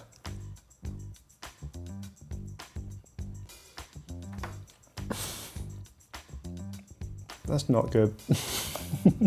Oh man, don't order this. Don't order the UK only pizza. Moving swiftly on from the UK only pizza, here are some sides you can only find on the menu at a UK Papa John's. We've got some vegan cauliflower wings. It's basically just small pieces of cauliflower that are breaded and fried, and then you can kind of dip them in a sauce of your choice. It's just a nice chicken wing alternative for vegetarians. Here we've got some chicken poppers. Now, I think these are available in the US, but the one that's exclusive to the UK is the tandoori chicken spice one, which is just pieces of chicken breaded and fried with an Indian spice blend. Here we got some tater tots, which I'm surprised you guys can't get in the US because these aren't really a thing in the UK. But here we can get tater tots, you can get them with cheese like we have here, or you can also get them with cheese and bacon. And then finally, again, surprising you don't have these in the US, these are some jalapeno poppers, just kind of mini jalapenos, breaded, fried with some cheese inside. Now, I'm super excited to try these. These are Marmite scrolls. What it is kind of pieces of dough rolled up with some cheese and some Marmite in the middle of them. Now Joe, if you've never had Marmite, it sounds gross because it's actually... Harry, yes, I actually in fact have had Marmite. It was a while ago in college. I lived briefly with a British guy. He had a jar of it. I did try it once. I don't remember exactly how it tasted, but I do recall comparing it to the taste of vomit. So suffice to say, I'm in the not fan of Marmite category. So far the Papa John's sides game is pretty strong. Now for wings, we have a honey chipotle wing sauce. Garlic knots. Oh man. Ugh! Dude! This thing is drenched in their butter. I'm confused by this next USA only thing. It is called a papadilla. I mean, it's a calzone, but for some reason they're calling it a papadilla, which I assume is a play off of quesadilla. Yeah, look. It's just a pizza that they cut and fold it over, right? Moving on. These look good. These look right up my alley. These are the jalapeno popper rolls and ranch. Forgot, we also got breadsticks. Here are some US exclusive sauces. Spicy garlic, ranch, of course. Honey mustard, blue cheese, regular cheese. And you can also get, big surprise, side of banana peppers, also side of jalapenos. And I was as surprised as anyone to see, also in the US, you can get these, side of anchovies. Finally, for those of you with a sweet tooth, Papa John's in the UK has a few exclusive desserts. We have some chocolate scrolls on my right and some cinnamon scrolls on my left. And then finally, we have some Ben & Jerry's. Papa John's in the UK is kind of like a Ben & Jerry's licensed vendor, which is quite cool. And then also, we can get some milkshakes here, which are a brand called For Real, and they're not bad. And for dessert, the one thing we got that you don't have, UK, cinnamon pull-aparts. Again, apologies, it's been sitting for a while. Dude, yes to these. From calorie count to portion sizes, we wanted to find out all the differences between Taco Bell in the US and the UK. This is Food Wars. Taco Bell, we're talking tacos. At the US Taco Bell, you can get an individual hard shell taco, or you can get 3 with a drink. I went with medium. Or you can get the party pack, which is 12. Yeah, get a load of this. It's like I'm presenting a newborn. Aww. The serving sizes for tacos in the UK are 1 individual taco, or 2 tacos, fries, and a drink, which is a combo meal. This is a US Beef Taco Supreme. First thing I'm gonna do is measure it. Hang on. Oh man, it's almost exactly 6 inches. All right, let's weigh it. New scale. What is it? Oh, we're over 100 grams. This is a crunchy beef taco supreme in the UK. It measures exactly 5 inches across, and it weighs 70 grams. Wow, that's way heavier. What is up? This is a standard burrito in the UK. We've gone for crispy chicken. I also went with chicken. It measures 6.5 inches in length. Oh, you know what? 6.5 inches. And it weighs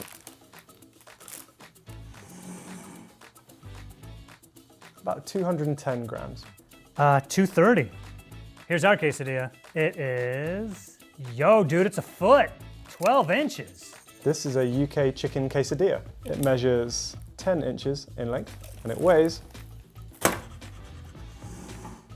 245 grams. Yeah, about 245. Weighs the same, wider. Crunch Wrap Supreme. This is a Crunch Wrap Supreme in the UK. It measures 6 inches point to point, and it weighs about 240 grams. What's 6 sides? Without looking it up, does anyone know what a 6-sided shape is? Hey Siri, what is a 6-sided shape? According to giantbomb.com, regular hexagons are 6-sided Hexagons! Yo, dude, guess how many inches? 6, baby. That is it. Obviously, that's on purpose. I wonder if there's something about 6 sides, 6 inches. If this thing weighs 666 grams, I will never not eat these. Here we go. 275 for the Hexagon Crunch Wrap Supreme. 6 sides, 6 inches. What's the biggest thing on the UK menu? Well, for us, it's the classic cravings meal for 6. In the US, biggest thing on the menu, remember this guy? Taco Party Pack. The classic cravings meal for 6 comes with 2 quesadillas, 2 beef crunch wrap supremes, 2 volcano burritos, 2 portions of nachos Bel Grande, and then 6 beef tacos and 3 portions of cinnamon twists for dessert. As you can see, it's just 12 tacos. I know that seems very simple, but sometimes simplicity is the best. It's 12 tacos. You can get them either hard shell or soft shell, regular or supreme. At least half of them I know you can get as Doritos Tacos Locos. If you don't know what that is, you'll find it a little bit later here in the US. Let's take a look at some of the nutritional info for Taco Bell, starting with the basics. In the UK, a plain crunchy beef taco is 159 calories and has 308 milligrams of sodium. In the US, our crunchy beef taco is 170 calories. A chicken quesadilla in the UK is a hefty 529 calories. Our quesadilla actually has less calories, only 510, but it still has more sodium. Actually has almost more than half of your daily allowance. Thud. Well, in the UK, a crunch wrap has 578 calories, but shockingly it has 60% of your daily saturated fat allowance. In the US, our hexagram is 530 calories and is about 6 grams of fat less than the one in the UK. But, surprise to no one, ours has more sodium. As is always the case, in the US, you have to look at the beverages. This right here is a large Mountain Dew Baja Blast. This is 30 ounces of a liquid that is the most unnatural green I've ever seen. It glows in the dark. It's so bright when I close my eyes, I can still see it, like when you look at the sun. This beverage has over 420 calories. That is ridiculous. I gotta take a sip. Oh my God. This has roughly 110 grams of sugar. It's an absurd amount of sugar. Oh God, it's horrible, yet I'm addicted to it. So I wanted to see exactly what 110 grams of sugar looks like. And to do so, get on my face. We got this and this. Come on, are you serious? I'm not even halfway there. Yeah, okay, there we go. This is in that. America, this is too much sugar. I get it. This thing, it's just, man. I hate that so much. Let's start with the ingredients for the basics. In the UK, a flour tortilla contains the following: fortified wheat flour, made with wheat flour, calcium carbonate, iron, niacin, and thiamine. Water, vegetable oils, which are palm oil and rapeseed oil, raising agents E500, E450, and E296, sugar, an emulsifier, E471, salt, and a flour treatment agent, E920. Here we go. In the US, our flour tortillas have enriched wheat flour, water, vegetable shortening, which is soybean, hydrogenated soybean, and/or cottonseed oil. sugar, salt, leavings, baking soda, sodium acid, pyrophosphates, molasses, dough conditioner, which is fumaric acid, distilled monoglycerides, enzymes, vital wheat gluten, cellulose gum, wheat starch, calcium carbonate, calcium propionate. That's a tough one. Sorbic acid and/or potassium sorbate. These lists might look quite different, but actually a lot of it's just down to terminology. For example, the UK menu tends to use E numbers, whereas the US menu tends to refer to things by their full chemical names. Yeah, it's a good distinction to make, Harry, but is it better? I don't know. What sounds worse, E450 or pyrophosphates? Pyrophosphates is a scary sounding chemical. E450 sounds like a Star Wars droid. I don't think it really makes much of a difference personally. What about some meat options? Well, in the UK, 72% of the beef is beef, and the rest is made up of beef fat, maltodextrin, tomato powder, paprika, cumin, black pepper, salt, chili powder, garlic powder, onion powder, yeast extract, oregano, cocoa powder, flavor enhancer E635, cellulose, salt, stabilizers E451 and E452. And in the United States, our beef contains beef, Imagine that. Water, seasoning, which is cellulose, chili pepper, maltodextrin, salt, oats, soy, lecithin, spices, tomato powder, sugar, onion powder, citric acid, natural flavors, new set of brackets, including smoke flavor, close them brackets, torula yeast, coca, disodium inosite, and what is this word? Guanylate? Guanylate. Whatever. Looks like it's pretty much the same thing you guys got there in the UK. One thing we need to note about the US Taco Bell menu is that items like the Baja Blast and the Doritos, Tacos Locos, I think the shells, have an ingredient called yellow number 5. Yellow number 5 is not in the UK, of course it's in the US. In the UK, you usually find yellow 5 referred to as tartrazine. It's on a list of 6 chemicals which, when added to food, must contain the following warning. May have an adverse effect on activity and attention in children.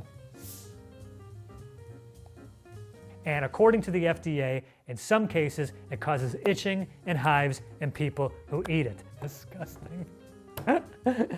Itching and hives, yep, that's fine. Hey, I ate it growing up, and I'm perfectly fine. I should note that I have a full head of gray hair, and I just turned 23. Here is everything you can only find on the menu at a UK Taco Bell. This is everything you can only get at a US Taco Bell. So we only have the one exclusive taco, and it's this one, which is the crispy chicken soft taco. What it is pretty much just a standard taco with the lettuce, the cheese, the sour cream, but then we've kind of got one of these breaded crispy chicken fillets in the middle as well. First thing, which is right in front of me, I've talked about this twice already, it is the party pack. We've already met the Baja Blast. Oh man, I hate it so much. One thing that I love at Taco Bell, the Doritos Locos Tacos. What is it?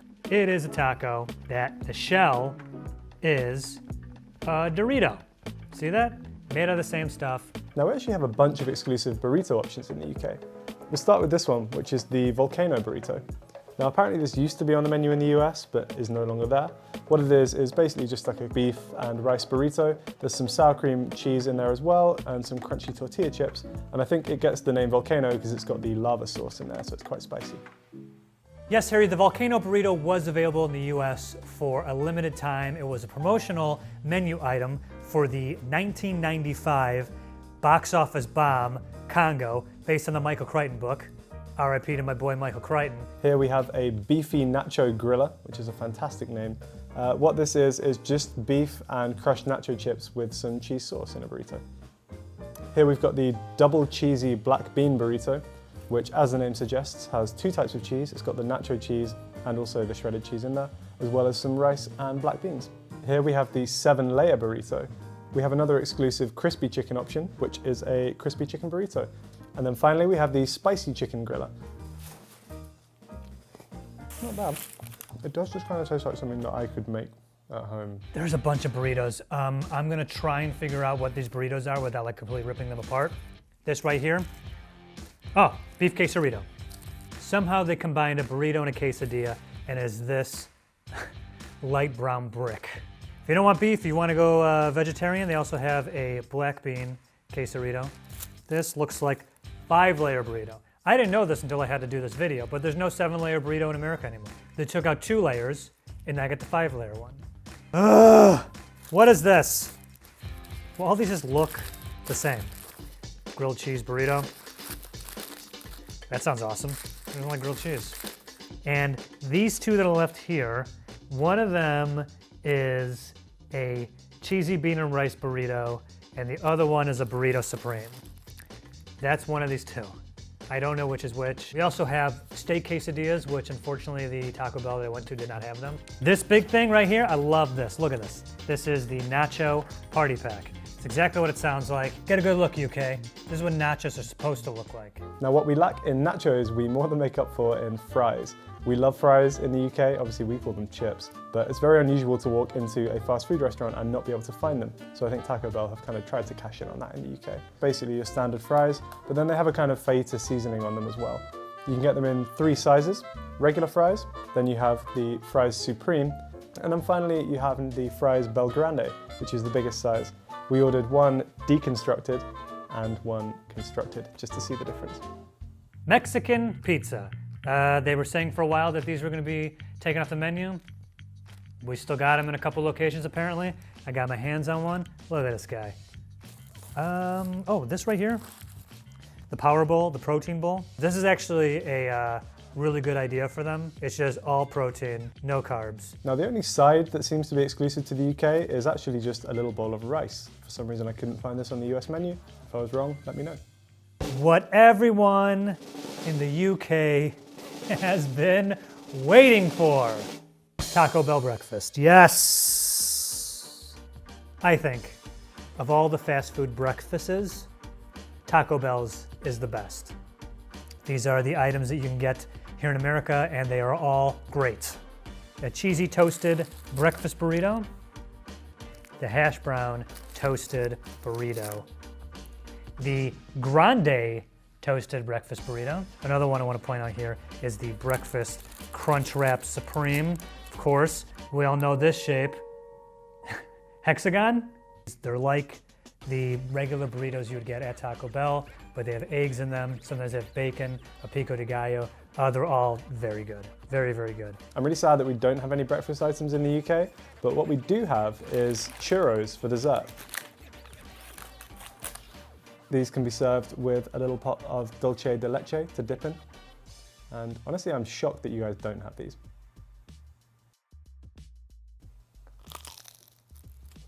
For the US Taco Bell desserts, the one thing we got here you can't get in the UK are these Cinnabon Delights. They're like little cinnamon balls. You can get them in either an order of 2 or 12 or any number in between. Oh my God. There's cream inside of these. I was not expecting that. Exclusive drinks in the US. This one is a dragon fruit freeze that was like a Slurpee. You can also get Powerade. They got Fruit Punch Powerade on tap. Right here, pink lemonade. And for the Baja Blast fiends, they also have a Baja Blast freeze. Yuck. In the US, our Taco Bell also has iced coffee and iced tea. From calorie count to portion sizes, we wanted to find out all the differences between Five Guys in the UK and the US. This is Food Wars. So Harry, what did you think of Five Guys? Yeah, I thought this episode was really cool. I really enjoyed learning more about the fries because they appear to be really good value, but if you watch, you'll find out that actually you might not be getting as much value as you think. Yeah, they're not generous, okay? They factor the price of the fries into the extra scoop. When you're buying the fries, you're paying for the fry cup and the extra scoop, they factor it in. Don't get me started on the hot dog. Burgers from a UK Five Guys come in 2 sizes. Five Guys in the US also has 2 burger sizes. Firstly, we have the little, which is just 1 patty. And the regular, which is 2 patties. Now, our patties are supposed to be lighter than the US patties and should weigh 67 grams. We're going to weigh one and find out if that's accurate. So this patty actually weighed 52 grams, which is 15 grams less than what we're supposed to get. According to the US Five Guys website, they say that one of the patties should weigh 94 grams or about 3.3 ounces. We will weigh a hamburger patty in the US Five Guys. That's about 52, 53 grams. It looks like our patties weigh just about the same as the ones in the UK. We're not sure if they measure it before or after cooking. Maybe it's before and then some of the liquid leaves as it cooks. But either way, not quite what we're expecting.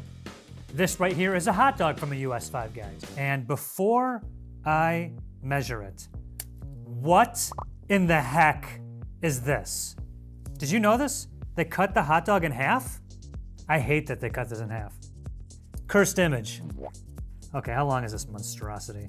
6 1/4 inches for the hot dog. So a hot dog from a UK Five Guys is about 6 inches in length. Now, like the burgers, this has an estimated weight and it should weigh 146 grams if the website's ingredients information is correct. But ours actually weighs 154 grams, so we're actually getting more than expected. Okay, let's weigh this thing before I throw it in the ocean. We're about a hair over 150. Okay, I want to talk to one of the Five Guys. Get me guy number 3 or 4. I don't care. I demand to know what is going on with these hot dogs. A Five Guys chocolate milkshake in the US. I believe it's 12 ounces. Let's see what it actually is here. This one's a little bit more, ooh, a little bit more melted. Wait. Oh yeah, that's way more than 12, buddy. That's way more than 12. It is just over 450 milliliters, almost 16 ounces. This is a milkshake from a UK Five Guys. We're going to measure it to find out how much you get. Oh, look how thick that is. Yes, I want it. Now the UK portion size is advertised as 454 milliliters. We've got just over 400 here. If we scraped around the side, we could probably get a few more in there as well. Now Five Guys in the UK is notorious for overfilling its fry portions. We also get 3 sizes, little, regular, and large. We ordered all 3 and they came in one bag, and here's what we got. Little fries, regular fries, large fries, and this is the rest of the bag. Now we're not sure which of these fries belongs to which of these portions, so we're going to try and figure it out. In the US, we also have 3 sizes of fries at the Five Guys. The small, the regular, the large, and yes, so many more fries. Look at that. So all in all, Five Guys is very generous with the fries. I mean, I guess I'll start by filling each cup and then try and portion this into like vague 3s, I guess. Yes, that sounds right. I don't know if it is, but I'm just gonna follow Harry's lead on this one. So this is roughly what we think would go with each of the portions. Now in the UK, a regular fries is supposed to weigh 414 grams. We're gonna weigh the cup and then also the extras to see if what you get really is a bonus or if it actually all adds up to the supposed total. 165. So first we'll do the scale, right? So this is supposed to be 411 grams. Let's see what we got. What is this, 170? Woof, guys, that's not even close. So our regular cup of fries actually only contained 165 grams, which is less than half of what you're supposed to get. We're gonna weigh the rest of the fries to see if that makes up the difference. So even with all the bag fries, which we assigned to the regular portion, we're still only looking at 276 grams, which is well below the portion size you're supposed to be getting for a regular. Excellent idea, Harry. I will do the same. Now we are up to 275. Still not even, it's supposed to be 411? So it looks like we've been a bit shortchanged on the fries. Because it was all given to us in one big bag, it's hard to tell which portion came out small. So what we're gonna do is add the little fries to this one, get a total figure for all 3 portions, and then figure out how much we've been shortchanged overall. So we've done the maths, and between our large, regular, and little fries, including the bag fries, we only got 830 grams. However, we were supposed to get 1,220 grams, which means we've been shortchanged by roughly a third here. Frygate 2020. Technically, Harry, this is Frygate 2021. Check the release schedule. With the rest of the bag fries, the large and the little. So they gave us 851 grams of fries total. They're supposed to give us 1,225. Hey Siri, 851 is what percentage of 1,225? About 69.4693%. 69%. Nice. So at least in our case, it seems as if the generosity of Five Guys has been a bit overstated. Maybe they just overfill smaller containers so you kind of think you're getting more than you should be, whereas in reality, if you measure it all, you're actually maybe getting less. Let's compare the prices of both Five Guys and see who's getting the better deal. Okay, USA. This hamburger costs $9.12. That is way too much money for this burger. A hamburger from a UK Five Guys will cost you £6.95, which is equivalent to $9.20. The prices do seem similar, but it's actually per gram 26% less in the US than it is in the UK. What about the fries? Well, in the UK, a large fries is £5.25, which comes to $6.95. In the US, our Five Guys large after tax is $7.06. You must be joking. If you do the maths for the fries, it turns out that the US is getting a better deal, but only fractionally. You guys get like 1% more value for your money when it comes to the large fries, so not too mad about that one. A big draw is that when you're in Five Guys, they have just crates open with peanuts. And while you're waiting for your food, you can just scoop some peanuts and just like crack the shells open. What do you even mean? So if you go in the store and you wait, you can eat like, you can peel and eat peanuts and throw the shells on the floor like it's a saloon in the 1800s? Who cares? Especially if you're going there to eat. Let me fill up in these cheap peanuts before I get this ridiculously priced food. Compared to some of the places that we've reviewed on this show before, Five Guys is a more expensive option, but I mean, particularly in the UK, I don't feel too mad about paying a bit more for a Five Guys than I might do for a meal at McDonald's. It's just more of a treat, but it does feel a bit more exotic. They've branded themselves as a kind of like American import. Americans know their way around a burger sort of thing. So if I go, I know that I'm getting something of a little bit higher quality than maybe a standard fast food place, even if the prices are gonna cost me more. I hate Five Guys. The hot dog is ridiculous. I don't care about peanuts. This stuff is way overpriced. Forget it. Let's take a look at the calories of the Five Guys cheeseburger. This has 2 patties, 2 slices of cheese, and a bun, and the total calories is 984. What about a UK cheeseburger? Well, this one comes to 756 calories, which is more than 200 calories less than the US burger. The US burger doesn't just have more calories either, it's got pretty much more of everything else. It's got more fat, saturates, and sodium than a cheeseburger in the UK. In the UK, if they actually give you what's advertised on the website, a large portion of fries is a hefty 1,491 calories. But despite that, we still somehow end up with less sodium. Our large fry in the US is 1,314 calories. I also want to point out our fries come in lower than the UK in terms of fat content as well as saturates. And finally, we have the drinks. This chocolate shake at a Five Guys in the US is 830 calories. A chocolate shake in the UK comes to slightly more at 891 calories. So what if we combine all 3 into a meal? So a plain cheeseburger, regular fries, and a chocolate shake from Five Guys in the US totals at 2,767 calories. Yo, dog! Also, I think this is about $70. The same meal in the UK?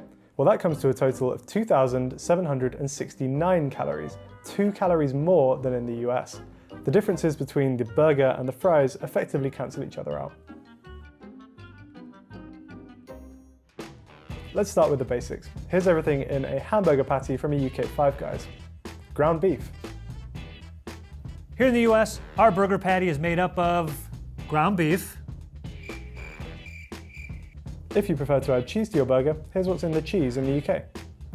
Cheddar cheese, water, butter, cheese, milk proteins, whey powder, emulsifying salt trisodium citrate, natural cheese flavoring, salt, lactic acid, sorbic acid, beta-carotene, paprika extract, and sunflower lecithin. Five Guys cheese here in the US is made up of milk, whey, milk fat, milk protein concentrate, salt, calcium phosphate, sodium citrate, whey protein concentrate, sodium phosphate, sorbic acid, apocarotenol, what? Apocarotenol, annetto, enzymes, vitamin D3, and cheese cultures. The burger buns are also pretty similar. In the UK, a burger bun is made with wheat flour, water, sugar, vegetable fat, milk, dry yeast, eggs, sesame seeds, salt, soya flour, calcium carbonate, and spirit vinegar.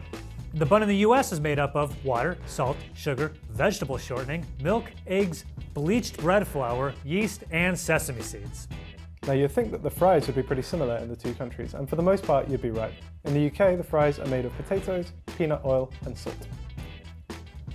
The fries of the Five Guys in the US are made from potatoes, refined peanut oil, and salt. Now, when they say refined peanut oil, apparently the peanut oil in the UK is not refined. Here in the US it is. What that means is they do something with distillation or neutralization. I don't even know, but the reason they do it is to give it a better shelf life and a more uniform taste. This has been the greasiest Food Wars has ever done. So they are very generous with the peanut oil on the fries and pretty much everything else. There are a few things to watch out for on the menu at Five Guys. For example, the pickles in the US. In the US, the pickles contain a food coloring called yellow 5, or tartrazine. If this is added to foods in the European Union, they have to have a warning saying that they might cause hyperactivity in children.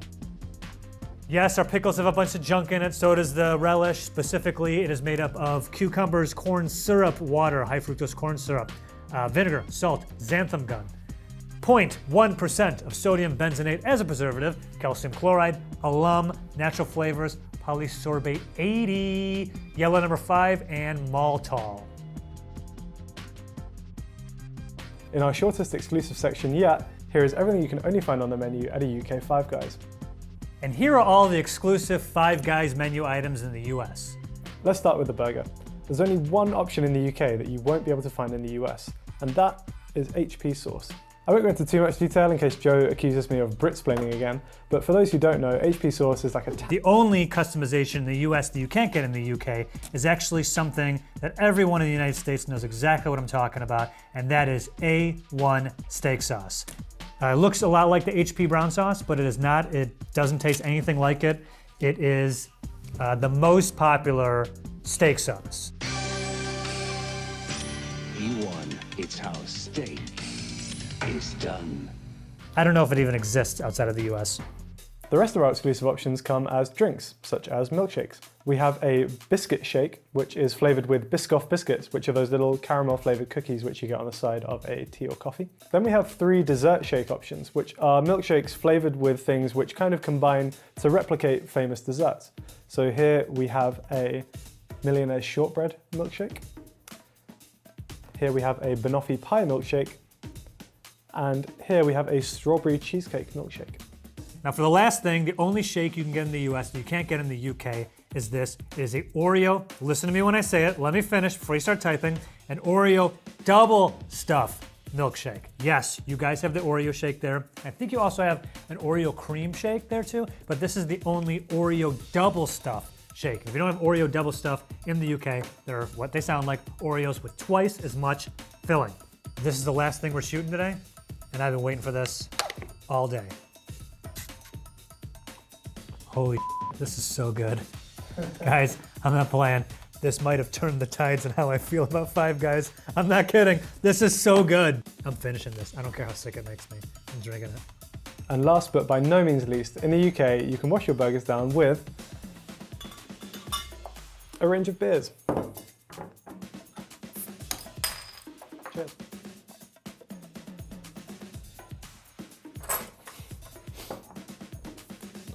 Yeah, well, they don't serve beer at our Five Guys, but I brought my own. Cheers, my man. It is very warm. From calorie count to portion sizes, we wanted to find out all the differences between Chipotle in the UK and the US. This is Food Wars. Chipotle was by far our girthiest episode to date. I was really struggling to keep it together in the studio, but our camera person Charlie was insisting that I say that over and over again. This is a UK chicken burrito. We've also got some black beans, some white rice, some lettuce, cheese, sour cream, guac as well inside. We're gonna measure the length, I don't want to say girth. You're gonna have to say girth, I'm gonna. Oh man.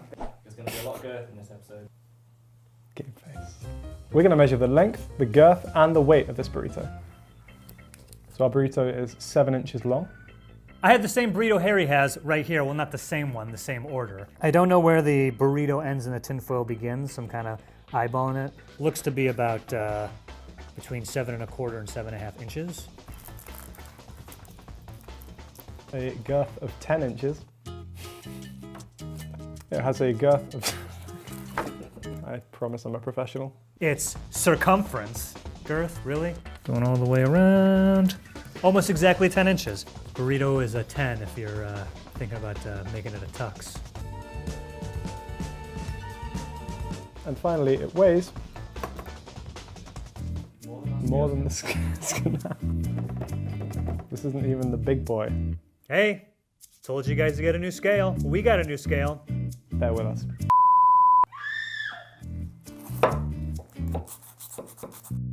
So we're going to weigh this burrito half at a time to see what the total is. Half one, 310, and then this one. Plus I'll get the scraps from the plate.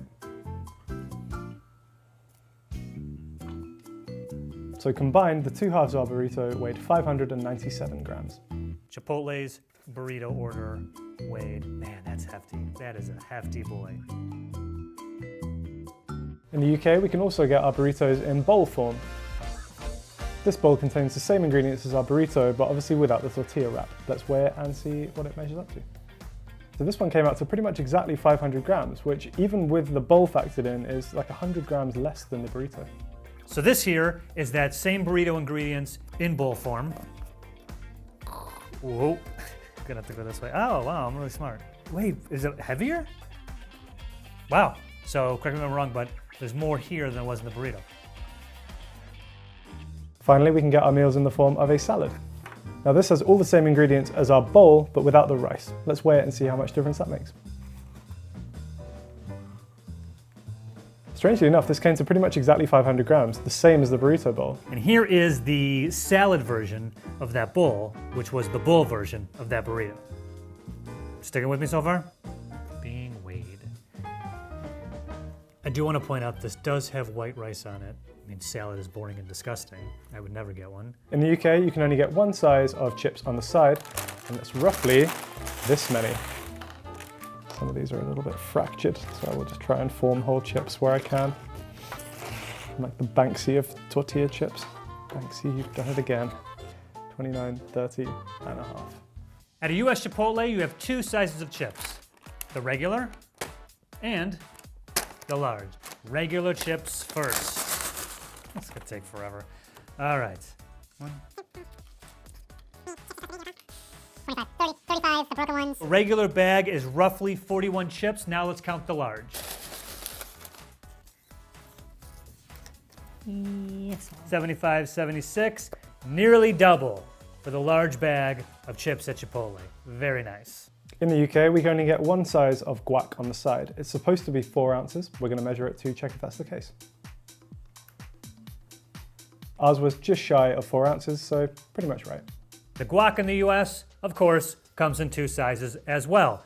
And I'm gonna weigh them just to make sure, just to keep them honest. I don't know how much the measuring cup is, so it should be over 4 ounces, if anything. 3.75. Ahem. That's including the cup, which, correct me if I'm wrong, you do not eat. Skimping on the guac. Don't act like 0.25 ounces isn't that much. If it's not that much, then put it in there. 8 Ozzers. It's a little over 7. Zoom in on that. I want to shame these people. Shame on you, Chipotle. You're already charging us extra for it, and you're also just not giving us as much as we pay for. Tisk. Tisk. And finally, we have tacos. Oh, hell yeah. When we looked at the menu, they were only available in a portion size of 3. In the UK, this taco is 6 inches in length. We got a veggie taco, which includes guac, salsa, sour cream, cheese, fajita vegetables, and black beans. And ours weighs. At a US Chipotle, you can get tacos in orders of 1, 2, or 3.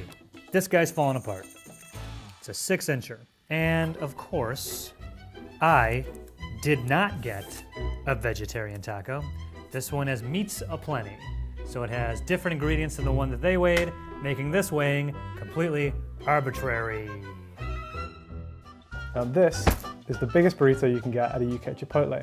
We chose chicken as the base, but then we added every other meat as an add-on, and we've also got all the vegetables and all the sauces. They were a bit reluctant to make this, but eventually they got it done, and it seems to not be leaking, so good job, guys. This right here is the biggest burrito you can get at a Chipotle in the US. So big, in fact, I named it the Big Boy. Got that? Fantastic. Okay, what's in it, you ask? Well, it's a carnitas burrito with double carnitas, and I also got double barbacoa. Of course, it's double wrapped because it has guacamole, white rice, fajita veggies, black beans, queso blanco, mild tomato. I actually got all the salsas, sour cream, cheese, and lettuce. This runs about $18.20 in the US, which is about 13 pounds and 16 shillings. This burrito sent me back £16.75, which is around $22, which is quite expensive. You're looking at kind of £2.70 per meat you add in. So honestly, if you're looking for just quantity for lunch, it's probably cheaper to just get 2 single burritos. Now it's the same length as the other burrito, coming in at 7 inches, but you do get 1 extra inch of girth. And as we all know, a little girth, as we all know, an extra girth goes a long way. Now I will measure the length and thickness of this one. Almost 9 inches. Okay, it's about 8 3/4. Yo, this guy's a lot thicker. So that's about 11.5 inches of thickness. It's much bigger. What about the calories? Well, this is the most popular burrito from Chipotle. It contains 8 ingredients: chicken, white rice, black beans, sour cream, guacamole, cheese, fresh tomato salsa, and lettuce. This contains 1,320 calories, 540 of which are from fat. It does contain 2,610 milligrams of sodium, which is 113% of your daily allowance. And in the US, that same burrito, according to Chipotle, is the exact same nutrition and calorie count. They use the same smallwares and utensils to make the burritos in the UK as they do in the US, so everything should technically be the same. That's what their PR people told us, and hey, if you can't trust major conglomerates' PR people, who can you trust, right? And if you got that same order in salad form and didn't put rice on your salad like a maniac, that would bring this calorie count down to about 800, and it lowers the sodium to only 1,520 milligrams, or 66% of what you should have in the day.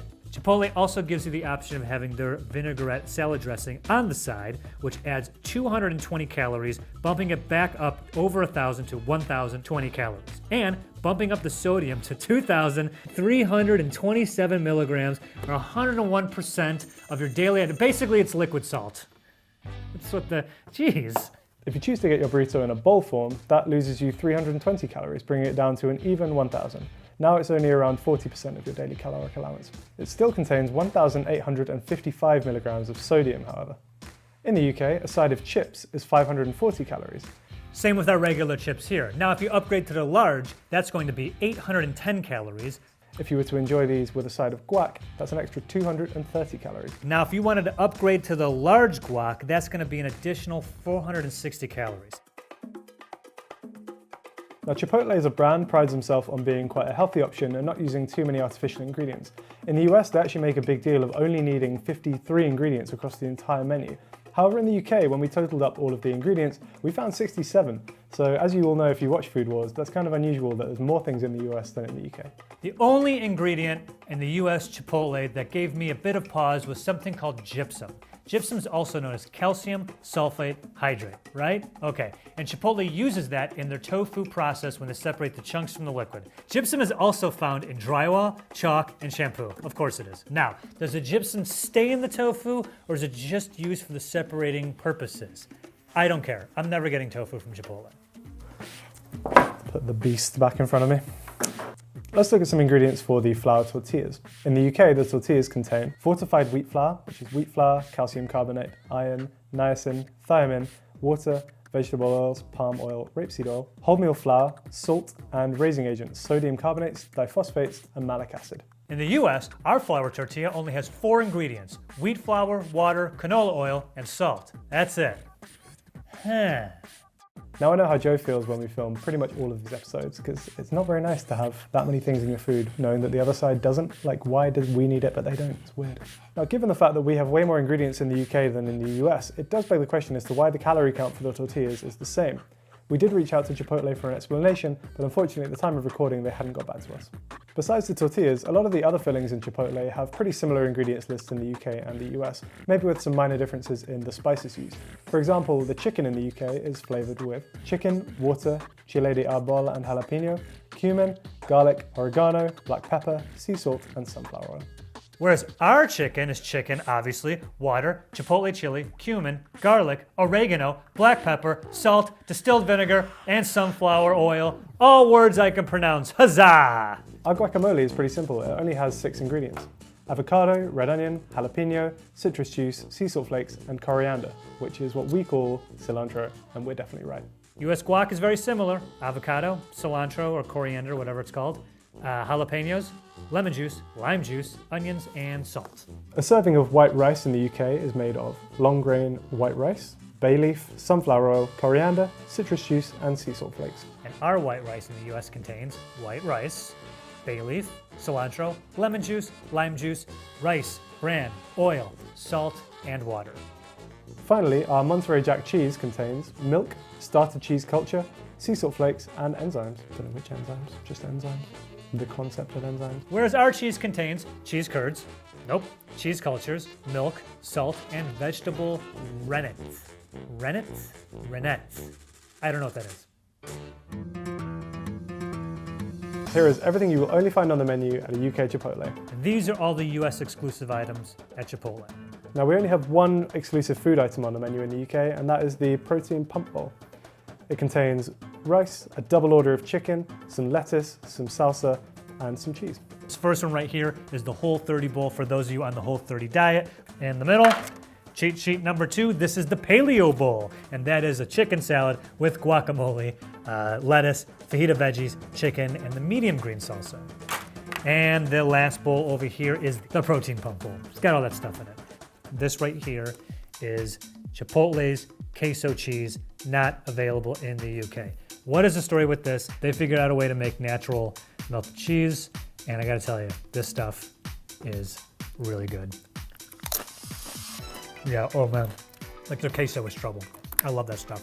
It's really good. A protein that you can get in the US is carne asada. You can get that instead of the steak, and cauliflower rice. Now, there was no cauliflower rice available at the Chipotles we went to for this video, but besides that, I went ahead and made a US only Chipotle taco.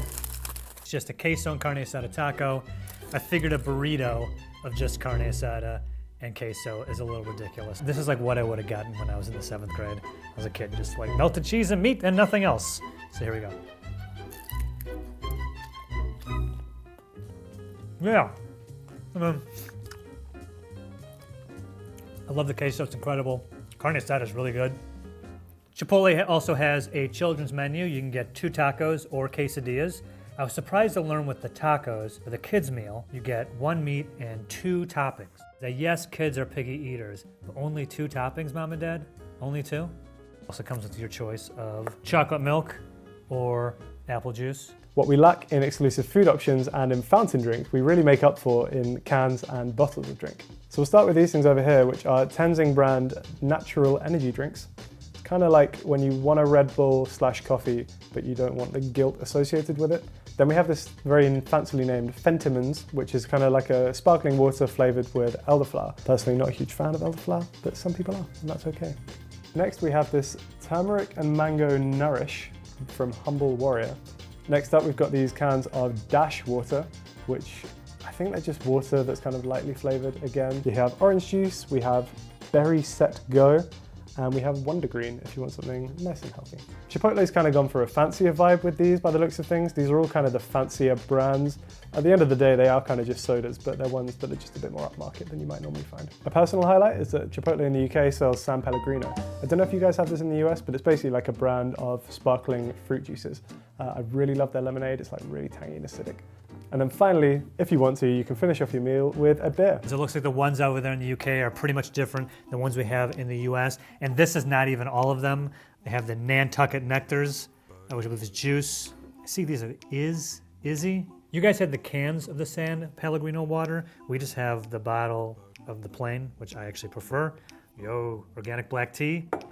And right here, the best one, Mexican Coke. It really sucks that America is so obsessed with high fructose corn syrup, because our Coke, I think, is similar to Mexican Coke and just made with regular sugar. From calorie count to portion sizes, we wanted to find out all the differences between Pizza Hut in the UK and the US. This is Food Wars. When you order the food, I have to order through their app. This is such a huge order. Ended up with all these like Pizza Hut reward points. So on my Pizza Hut account, I'm flush with Pizza Hut cash, and it is amazing. At a Pizza Hut in the US, the pizza size that you want to get is often dictated by the type of crust you want to get. For instance, this right here is the smallest you can get, 6 inches, but you can only get it with the pan crust. In the UK, our pizzas come in 3 sizes. Firstly, we have this small. Okay, so they didn't actually have a small pizza when we went because they said that no one orders them. And if they do, they normally just give them mediums. However, a small is supposed to be 9 inches across. In the US, at a Pizza Hut, the only small pizza you can get is one with gluten-free crust. This one here is 10 inches. The next size we have in the UK is the medium pizza. This one is 11 inches across. The large you can also get in the hand toss, the pan, or the thin and crispy crust. This one, 14 inches. Pizza Hut in the UK also offers an all-in-one pan box meal where you can get a large pizza of your choice, as well as 2 sides and 2 sauces. Here in the US, you can get 2 box meal options. This first one is a medium pizza, 5 breadsticks and some dipping sauce, and then 10 cinnamon sticks with dipping icing. And it comes in 1 box. That really helps when you're eating this in your car by yourself. Not big enough, you say? Don't worry, Pizza Hut has got you and the family covered. This is the big dinner box. Ooh. Oh man, look at this, dude. It's like opening the suitcase in Pulp Fiction. This looks awesome. You got 2 pizzas, I got pepperoni and I got sausage, 10 cheese sticks, and you get an option of either pasta or chicken wings. Get real, get wings. In the UK, we got these ones from a restaurant and they gave us a portion of 6 barbecue wings. Not to be outdone, we went ahead and proved a point to no one by going just a little bit further with our wing size options. You can get 6, you can get 12, you can get 18, or 36.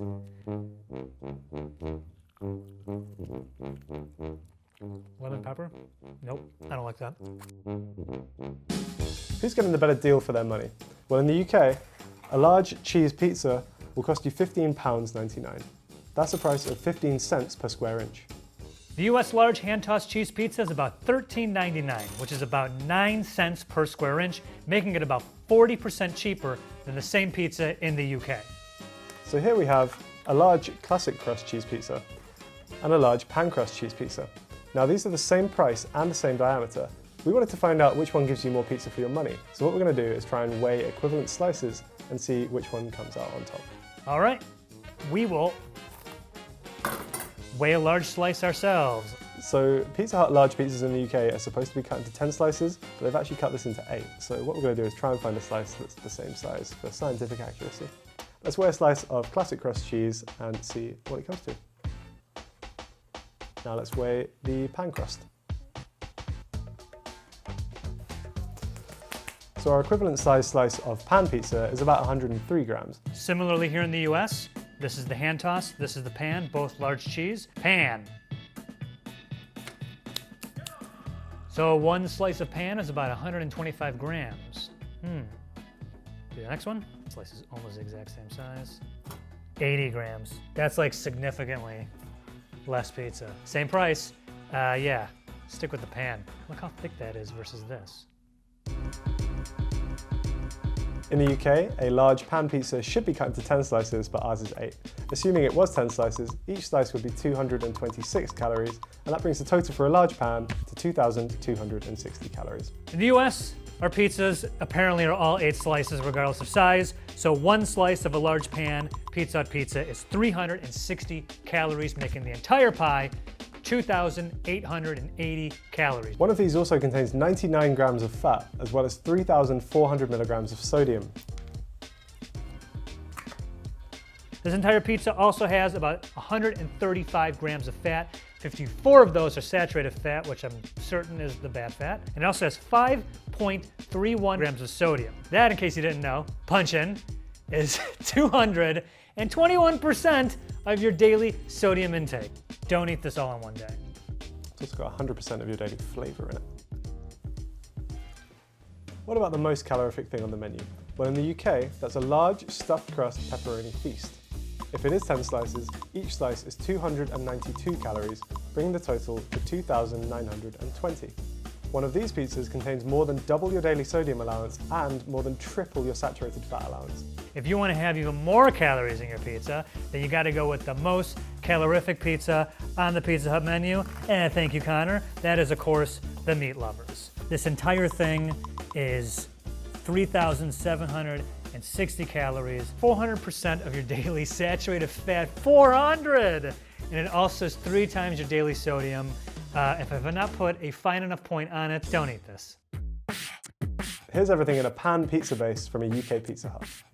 Wheat flour, water, yeast, baker's yeast, rehydrating agent E190, vegetable rapeseed oil, salt, premix, salt, calcium sulfate, emulsifiers E481, E472, E471, flour treatment agent E300, enzyme alpha amylase, xylanase, glucose oxidase, protease, cellulase, sugar, flour treatment agent, ascorbic acid, E300. In the US, our pan dough has enriched flour, which is bleached wheat flour, malted barley flour, niacin, furious sulfate. Don't mess with that sulfate, he's pissed. Thiamine mononitrate, riboflavin, folic acid, water, yeast that contains 2% or less of salt, soybean oil, vital wheat gluten, sugar, enzymes, ascorbic acid, sodium sterol lactite, lacthalite. I think it's lactolite. Now the UK list might actually look worse, but you shouldn't be too scared of E numbers. For the most part, the chemicals actually exist in the US though as well, but are referred to by different names.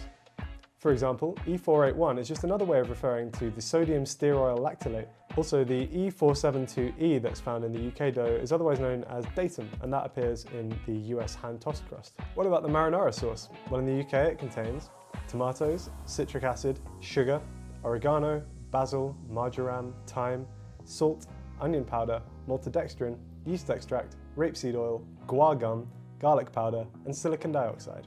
Whereas our sauce contains tomato puree, which is water and tomato paste, maltodextrin, salt, spices, garlic powder, tomato fibers, olive oil, canola oil, citric acid, and natural flavors. So it sounds like it's pretty much the same thing.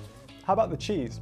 In the UK, we refer to our cheese as mozzarella, and it contains the following: mozzarella cheese, salt, lactic cultures, and potato starch. It's actually pretty short compared to the first two. In the US, the Pizza Hut refers to its cheese as cheese, which contains mozzarella cheese, pasteurized milk, cheese cultures, salt, enzymes, modified food starch, sugarcane fiber, potassium chloride, natural flavors, ascorbic acid. There is one thing to look out for on the menu. If you're in the US and you get a salad, the croutons contain azodicarbonamide, or ADA. This is a substance that's usually used to make vinyl foam plastics which form things like yoga mats. It's actually been banned from use in food in the UK since the 1990s. So this is my comment on that yoga mat thing. It's always something. Even when we're trying to be healthy, a salad has yoga mat plastic in it. It's ridiculous. Like, why do our croutons have plastic in them? Just get regular croutons without plastic. It doesn't make any sense. This pizza's the bomb, dude. This is really good. Here is everything you can only find on the menu at a UK Pizza Hut. We've got quite a few exclusives. And this are all the exclusives you can only get at a US Pizza Hut. So I'm not sure if it's like this in the US, but in the UK, Pizza Hut's operations are kind of split into two halves. You have a bunch of restaurants where you will go and have a sit-down meal, and then you also have a bunch of carry-out locations which just do delivery orders. The menus are actually slightly different depending on where you get your food from. The brown ones are actually from a sit-down restaurant, and the red ones are from a takeaway restaurant. We wanted to get a selection of both to see all of the foods you can get from UK Pizza Hut. Per what Harry was talking about before, places for carry-out versus delivery only, I have no idea. I just went on the website and ordered it, and this showed up, so. Let's start with the exclusive pizzas. So across these few pizzas, we have pretty much all of the exclusive customizations available in the UK. We'll start with some of the doughs. On the left, we have our gluten-free option. I think there actually is one of these in the US, but it could be fun to compare. Ours looks pretty standard from the top. My personal favorite is here, which is the cheesy bites crust. So instead of just a standard crust, they get twists of dough and fill them with cheese, and then layer those around the outside. Here we have a sprinkled kind of like herby, cheesy situation on the crust. I've never had this one before. I think it's quite new, but it looks and smells pretty good. And then finally, we have a vegan stuffed crust option, which is great because you shouldn't be robbed of extra cheese just for being vegan. Right in the center here is the US exclusive Pizza Hut pizza. It's shaped like a heart, and it has all the ingredients you only get in the US. Went with the creamy garlic Parmesan base as a sauce. The crust is a flavored crust, and I went with the Hut favorite. I have no idea what that is. And exclusive meats I had put on here was Italian sausage, meatballs, and pork. Also has banana peppers. Shaped like a heart. Why it's all year round and not just on Valentine's Day is beyond me, but apparently you can do this. Nothing says romance like a heart-shaped pizza. How do you cut that thing though? It seems like getting even slices out of that would be an absolute nightmare. Look what I brought. All right, so I guess I will just do, right? Come on.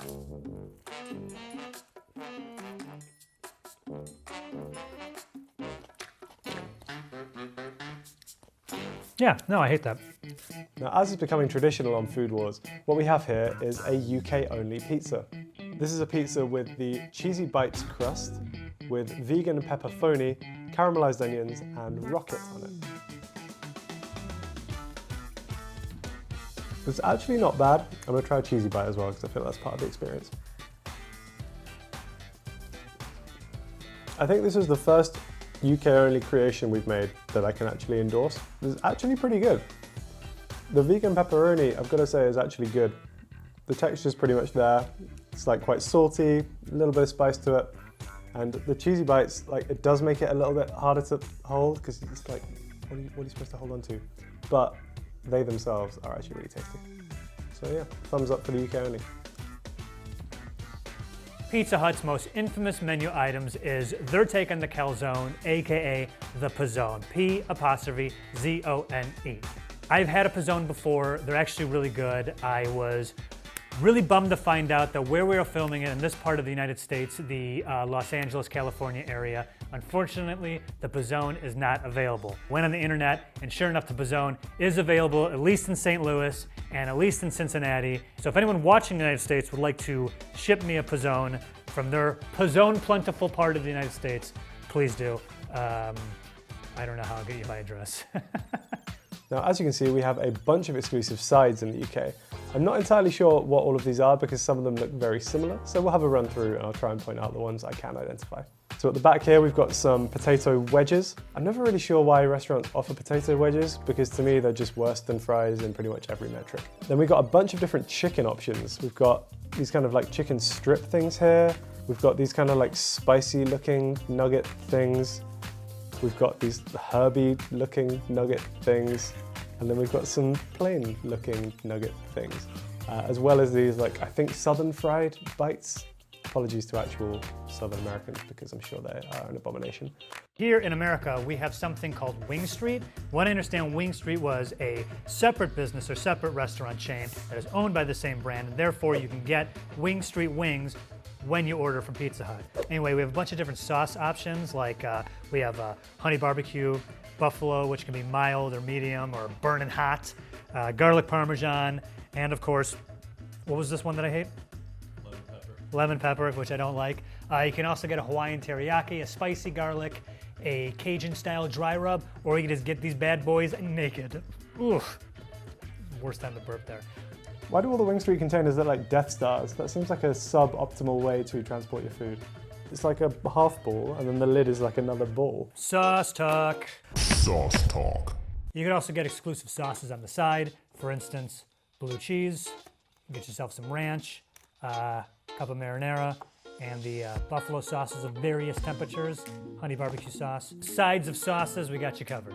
Outside of that, we've got some nachos. We've also got these like cheesy bites, which are just triangles of cheese that get breaded and deep fried because I guess cholesterol isn't a thing anymore. We've also got some onion rings. We've got some corn cobs. We have cheesy garlic bread, regular garlic bread, and we also have mac and cheese. But it turns out you can also do that with mac and cheese. Also, Wing Street fries. Just orders of fries that looks like you can get pretty much the same flavors as the wings when they toss them in the same sauce. Use your lemon pepper. Ooh, that was good.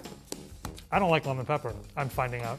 Something I thought every Pizza Hut around the world had, apparently not, are breadsticks. Looks like 5 sticks. Joe, we went over this in the Papa John's episode. That is not a breadstick. And you can also get cheesy bread, which is like breadsticks, but they bake them with cheese on top of them. This is the chicken Alfredo. Is this just how they packed it? There's a buffalo sauce and a barbecue sauce in here. Why? These guys right here, I'm probably gonna pronounce them wrong. Que papas. Like tater tots? Yeah. We also have a bunch of exclusive desserts at UK Pizza Huts. If you're eating in a restaurant, you have a few options, including one of these brownie slices. This is actually a vegan vanilla cheesecake, which looks and smells really good, I've got to say. And then you have a cookie dough thing, which usually comes with a little scoop of ice cream as well. And the desserts. We're almost done, people. This thing right in front of me are Cinnabon mini buns. This is the ultimate Hershey's chocolate chip cookie. If you're getting delivery from Pizza Hut in the UK, there are also some exclusive options. This is another sort of giant cookie dough situation. Bites of Ben & Jerry's cookie dough. Again, it's usually served frozen, but they've now unfortunately defrosted. And then they have some branded ice creams as well. We got their triple chocolate brownie. Last but not least, cinnamon sticks with a lot of icing. You know I gotta do it.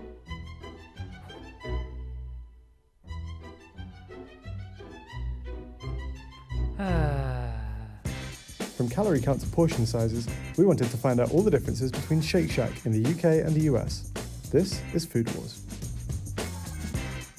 Now, I love this episode because for the first time I got to work with a dog. She's called Mabel. She is owned by our office manager, Megan, and she was amazing. In the UK, burgers come in 2 sizes, single and double. And in the US, our Shake Shack burgers also come in single or double. We're going to weigh the double Shack burger to find out if it's actually the same size in the UK as it is in the US. Oh man, ours weighs a lot less, significantly less. What's up with that, Shake Shack? In the UK, we can only get fries in 1 size, and this is it. In the US, we also have only 1 size of fries. Let's see how much they're there.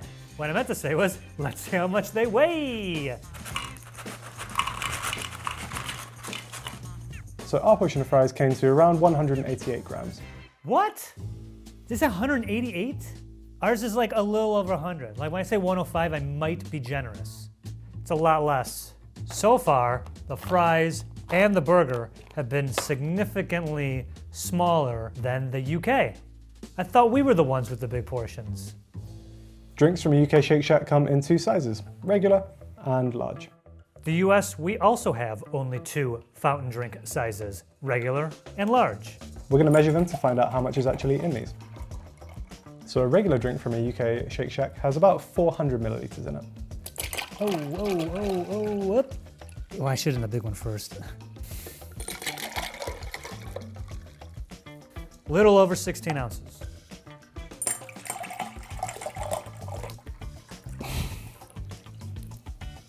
It fits, that's good. It has gone slightly over the scales. I'm gonna, in my infinite wisdom, assume that's around 600 milliliters, give or take a few. So that's 16. Jump to the little guy. 6.5. 16 plus 6 is 24, right? 22? And we'll give it a half, so 22.5 fluid ounces for the large. Milkshakes in the UK only come in 1 size. We're not sure what it is, so again, we're going to measure it. In the US, our shakes also come in 1 size. I mean, this thing might be to the line 16 ounces. Uh-oh. Got some bad news, Connor. Looks like it's a little under 16 ounces. Importantly, in the UK, you can also get beer from Shake Shack. This normally comes in a serving of 1 pint. However, unfortunately, due to the reduced menu from the pandemic, we couldn't get one today. The Shake Shacks in the US are still serving beer, so the ones we got to go were cans. Got the 12 ounce and the 16 ounce. I'm gonna assume, since it's the same size cup, that this is a pint. Fun pint fact for you, our pints in the UK are actually bigger than your pints in the US. We use imperial measurements, and our pints are around 19 ounces, whereas yours are 16. If all pints were magically half the size, I'm just drinking twice as much. I've never stopped to think how many fluid ounces is in a beer. It's like, get me out of here. What about hot dogs? Well, a hot dog from a UK Shake Shack is 6.5 inches long. What in the heck is this? They cut the hot dog in half? Cursed image.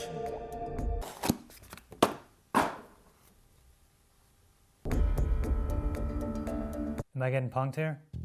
First Five Guys and now Shake Shack? I get it, I'm fighting a losing battle against normal hot dogs. Yeah, I mean, Five Guys reached out to me. Haven't heard back from them though at the recording of this. Shake Shack, you're on the list now too. You're on the list now too. I wanna know what's going on with these hot dogs. I did not bring the tape measure, but the good people at Apple have an app that measures stuff for us. This shoot, of course, is sponsored by Apple. All right, so I'm going to measure this hot dog. This is actually working. 6.5 inches. Thank you, Apple. And it weighs 126 grams. It looks like it's like exactly on 125. And last but by no means least, Shake Shack in the UK and the US are both known for being quite dog friendly. And as such, you can get dog treats. These are red velvet dog treats, and they come in packs of 5. They were saying there's a red velvet. I don't know what ours is supposed to be. Oh, it's got the Shake Shack logo on it. You see that? Ooh, I don't like how they smell. Oddly, a little bit like a communion wafer.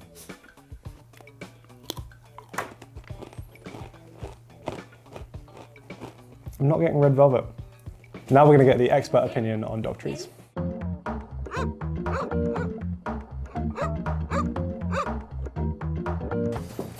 Hey Mabel. Hey. Yeah, there's chips on the floor. Wait.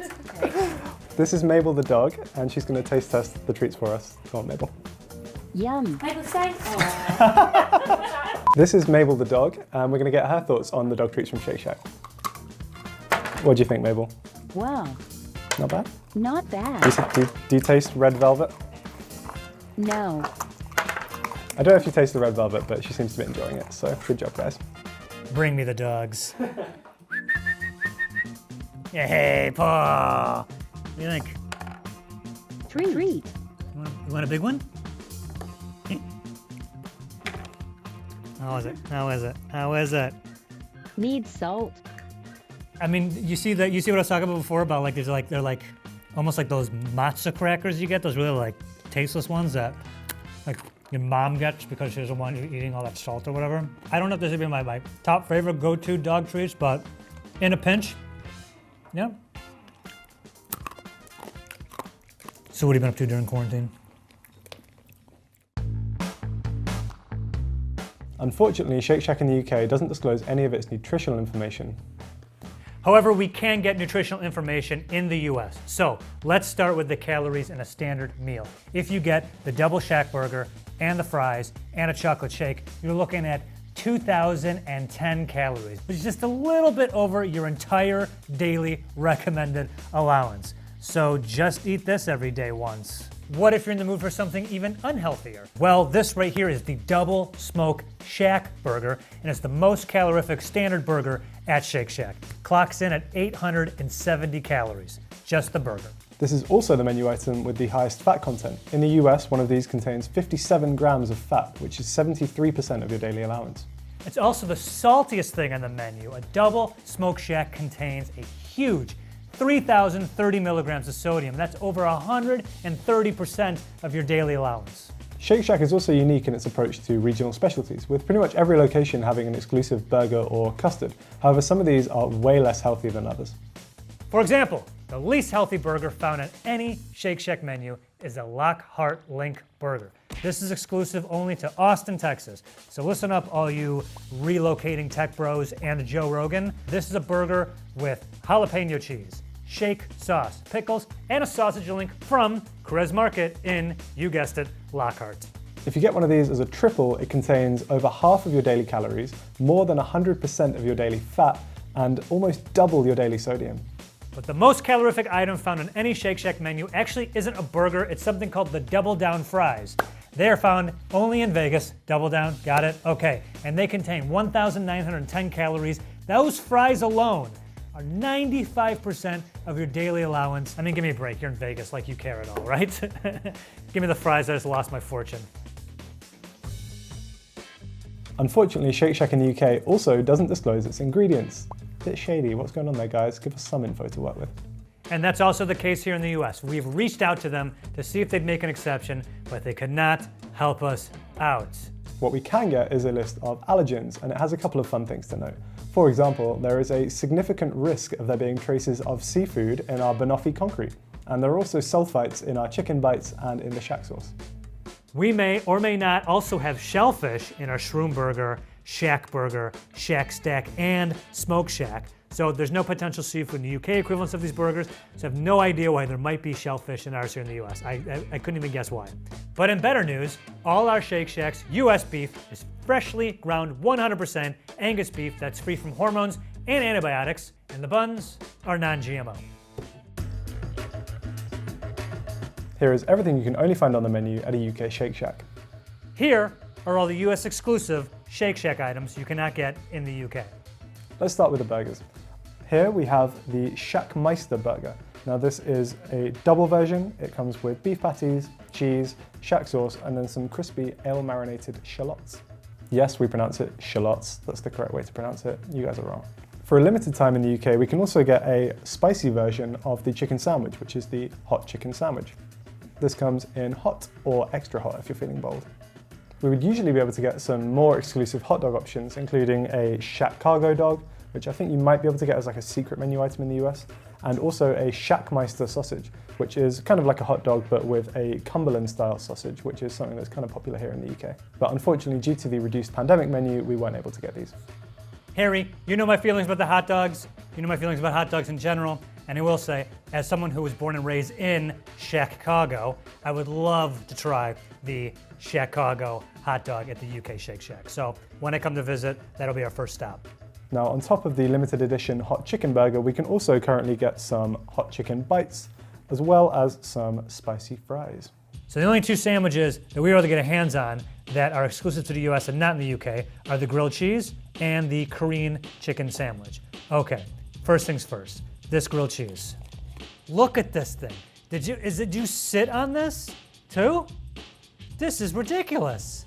I wouldn't pay $1 for this. It looks like they took 2 buns, put cheese in it, and then, I don't know, ran over it with a steamroller or something? Why is this so thin?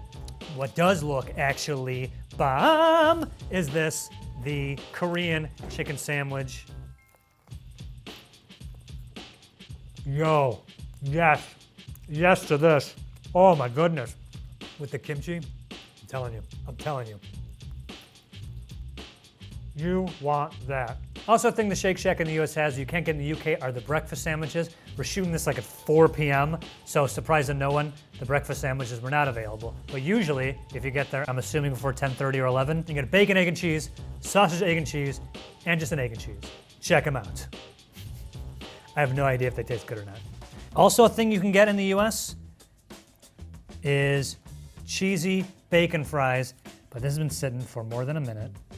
Oh my God, I think it's gonna come out like a disc! Oh God.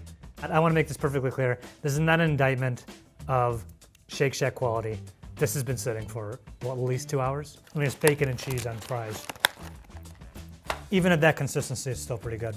I mentioned this before, but there's like all these different regional things throughout the country. So I don't know if this whole Korean sandwich and Korean chicken bites is just in this area, but I think I'm about to lose my mind. Yo, you want this? Oh, yes. Yes to these. Yes to these. Now, much like the way US Shake Shacks have exclusive burgers and custards, some of the UK branches also have exclusive options themselves. The one we went to had a dessert option called the Union Shack, which is a really terrible pun on the Union Jack, which is our flag. Now, it's effectively just a chocolate custard with some chocolate from British chocolatiers. However, unfortunately, due to the pandemic, reduced menu, couldn't get that either. And of course, it wouldn't be a Shake Shack episode unless we talked about the shakes. Now, the UK-wide exclusive flavours include coffee and caramel. And then the branch we visited also had a cinnamon toast shake, which I'm really intrigued by. Mixy. It's not bad. Very sweet and quite cinnamony, as you would expect. It's so many different menu items across regions, it'd be impossible for us to cover all the things at every specific Shake Shack in the US alone. So, given the ones that we went to, the 3 exclusive shakes we have are brownie batter hot cocoa, vanilla black sugar, cookies and cream. Once again, end of the day, end of the shoot. Gonna put me into a coma after this. Yeah, that's pretty good. Like it has a little bit of like an extra chocolatiness to it. It's not too sweet. The caramel flavor's there, but it isn't like chemically tasting. That's the one to beat. Cookies and cream, baby. Cookies and cream. Whoop. There we go. I can't decide if that one's better. That's so good. From calorie count to portion sizes, we wanted to find out all the differences between Dunkin' Donuts. Haha, it's me! Okay, I'll do it for real. From calorie count to portion sizes, we wanted to find out all the differences between Dunkin' Donuts in the UK and the US. This is Food Wars. Oh yeah, this episode, Grubhub canceled my order an hour before it was supposed to be delivered for the shoot, so I had to frantically run to a Dunkin' Donuts and order it, and it put us behind the shoot, and I was totally frazzled. I don't know if it comes across in the episode, but when you watch the Dunkin' Donuts episode, notice that I am incredibly aggravated. Dunkin' Donuts in the US, you can get your donuts in 3 different sizes, I guess. 1 donut, half a dozen donuts, nice. And of course, everyone's favorite, dozen donuts. In the UK, our donuts also come in 3 quantities, and shockingly, it's the same as in the States. You can get 1 donut, a half dozen donuts, or you can be the life of the party with the full dozen. And it's Food Wars, so you know we're weighing a donut. Now let's see how much a glazed donut weighs in the UK. Our glazed donut came to pretty much exactly 50 grams, so it looks like the States are getting a better deal. At a US Dunkin' Donuts, you can get your munchkins in 4 different units of munchkin. 5 munchkins? Dude. 10 munchkins. Not enough? Kick it up to 25 munchkins. See that? And if that isn't enough, you can go all the way to 50 munchkins. 50 of these things. Wow, look at the size of this. It's a lot of munchkins. In the UK, we also have 4 units of munchkin, starting with 4. From there, we move upwards to 12 munchkins. The next size up from 12 is in a box, and the box contains 24 munchkins. And finally, our biggest size of munchkins in the UK is 50. Now, it might not make too much sense to compare just one munchkin in the UK and the US because I'm sure they're all slightly different shapes and sizes. However, what we could do is measure 24 munchkins here and 24 munchkins there and hope that it provides a kind of overview of the average weight. Does that sound about right? Sounds like science to me. Let's do it. All right. This is 25, so I'm going to take 1 out. Oh. Can I do it without spilling? Oh, God. Whoop. Oh, God. Looking like a croquembouche.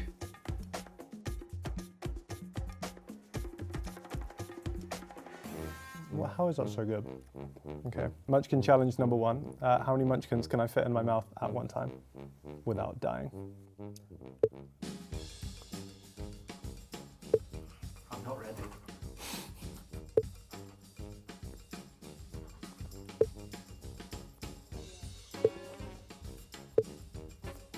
Can you hurry this up, man? We got other stuff to... No!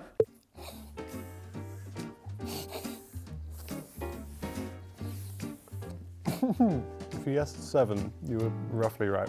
Although I feel like I slightly cheated because I almost died. In the US Dunkin' Donuts, our hot coffees come in 4 sizes. Small. In the UK, our hot coffees come in 2 sizes, regular and large. Large. And extra large. The Dunkin' Donuts US website says that their large hot coffee is 20 ounces. Got a measuring cup here. Let's find out if that is true. Now, full disclosure, and the car right over here had a little bit of a spillage, so I'm gonna give this one, we'll say a 2 ounce leeway. Should be 20 ounces, might be 18. Yo! Okay, that's 16. 4 more ounces.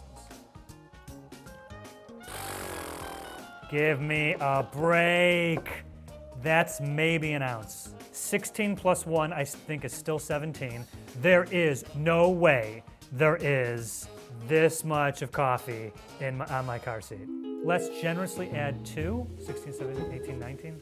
I don't want to be that generous. Wait a second. I got an idea. 20 ounces, so that means I need 4 in here, correct? Okay, that's 20 ounces. I'm gonna settle this right now.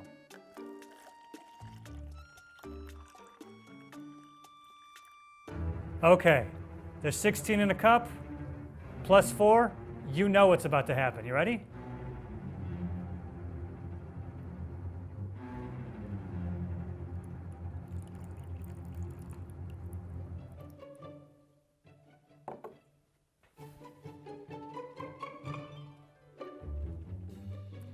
Come on now. Now that all seems very dramatic, so I'm also going to measure our large coffee. Not a black coffee. Did I get that with milk? I'm so stupid. I just remembered I put milk in the large, so we're going to measure it anyway and see what happens. looks pretty much exactly 16 ounces. Iced coffees in the UK also come in two sizes, regular and large. At a Dunkin' Donuts in the US, we have 3 iced coffee sizes. Small, mediums, and the large. No one needs 32 ounces of coffee. That's just too much. 32 ounces. Do I have enough for 32 ounces of 16? And this is 8. No, I don't. We're also going to measure our large iced coffee to see what it comes to.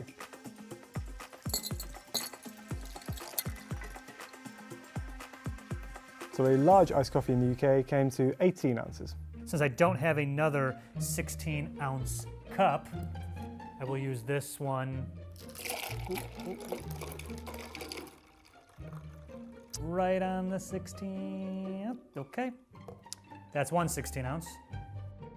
Oh, geez. This is exactly 16 ounces here. Was this the large? This should be 16 more fluid ounces. Shameful. Absolutely shameful. There definitely was not this much space left in the cup. 27.5 fluid ounces in your 32-ounce large iced coffee. It's still almost to the, I mean, our PA just pointed out that maybe the density is different right when you put exactly the most frozen ice. Maybe. Let's ask someone who's a scientist. Not a scientist, but that won't change everything, and you guys are still kind of getting a bit shortchanged. It's just because the density of the solid or the liquid might change, the actual amount of liquid in there is still going to be the same, so it should all balance itself out eventually. At the US Dunkin' Donuts, the largest single food item you can get is this 2 dozen donuts, and the largest drink you can get is a box of Joe. Look at this. I think that's about 100 fluid ounces of coffee. I've always wanted to do this. I mean, it's like really hot in here. Okay. Just set this down in my seat and be like, this is my coffee. All right? Write my name right on it. It's right there. Joe, do not touch. What? Is it? Oh, yeah. Mine, baby. Mine. Oh, man, I've already drank way too much coffee.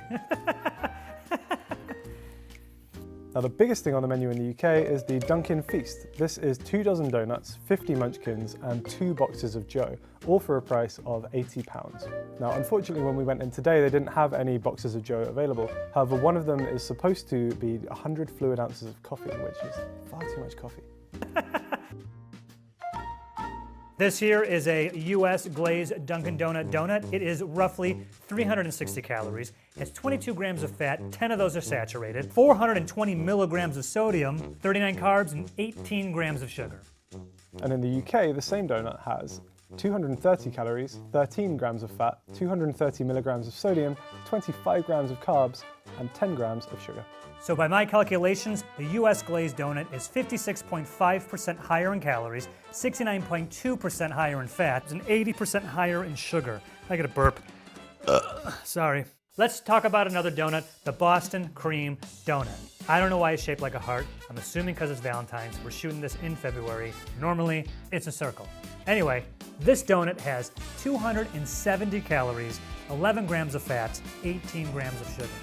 The UK version of the Boston Cream contains 280 calories, 15 grams of fat, 17 grams of sugar. So that has more calories and fat. A large iced coffee with cream and sugar in the US has roughly 260 hang on. Back to life, baby! A large iced coffee at a Dunkin' Donuts in the US has 260 calories, 18 grams of fat, and 37 grams of carbs. That seems like a lot, doesn't it?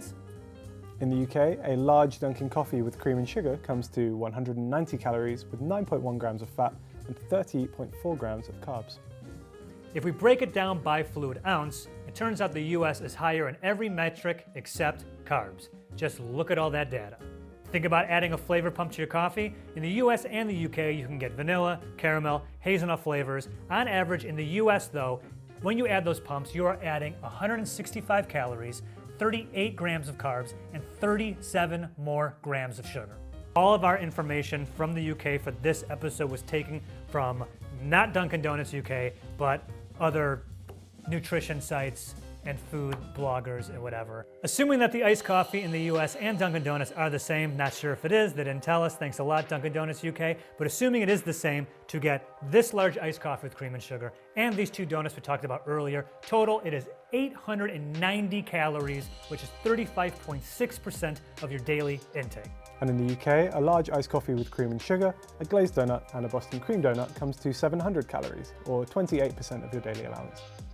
What about munchkins? In the US, one glazed munchkin is 60 calories. It's 3 grams of fat, 60 milligrams of sodium, 7 grams of carbs, and 3 grams of sugar. Now, unfortunately, Dunkin' in the UK does not release any of its ingredients information. We did reach out to see if they'd make an exception, but unfortunately, at the time of shooting this, they had not. US Dunkin' Donuts website does have a majority of its nutritional info on the site. Let me read you some hits right now. Okay, first, the coffee. Hot or cold, it's 100% brewed Arabica coffee. Fantastic. Now, if you want to add cream and sugar to your coffee like a 16-year-old influencer, now you've added milk, cream, disodium phosphate as a stabilizer, sodium citrate as a stabilizer, and sugar. Of the many flavor shots you can add to the coffee in the US, I picked the caramel one because it's also available in the UK, assuming that it is the same in the US and the UK.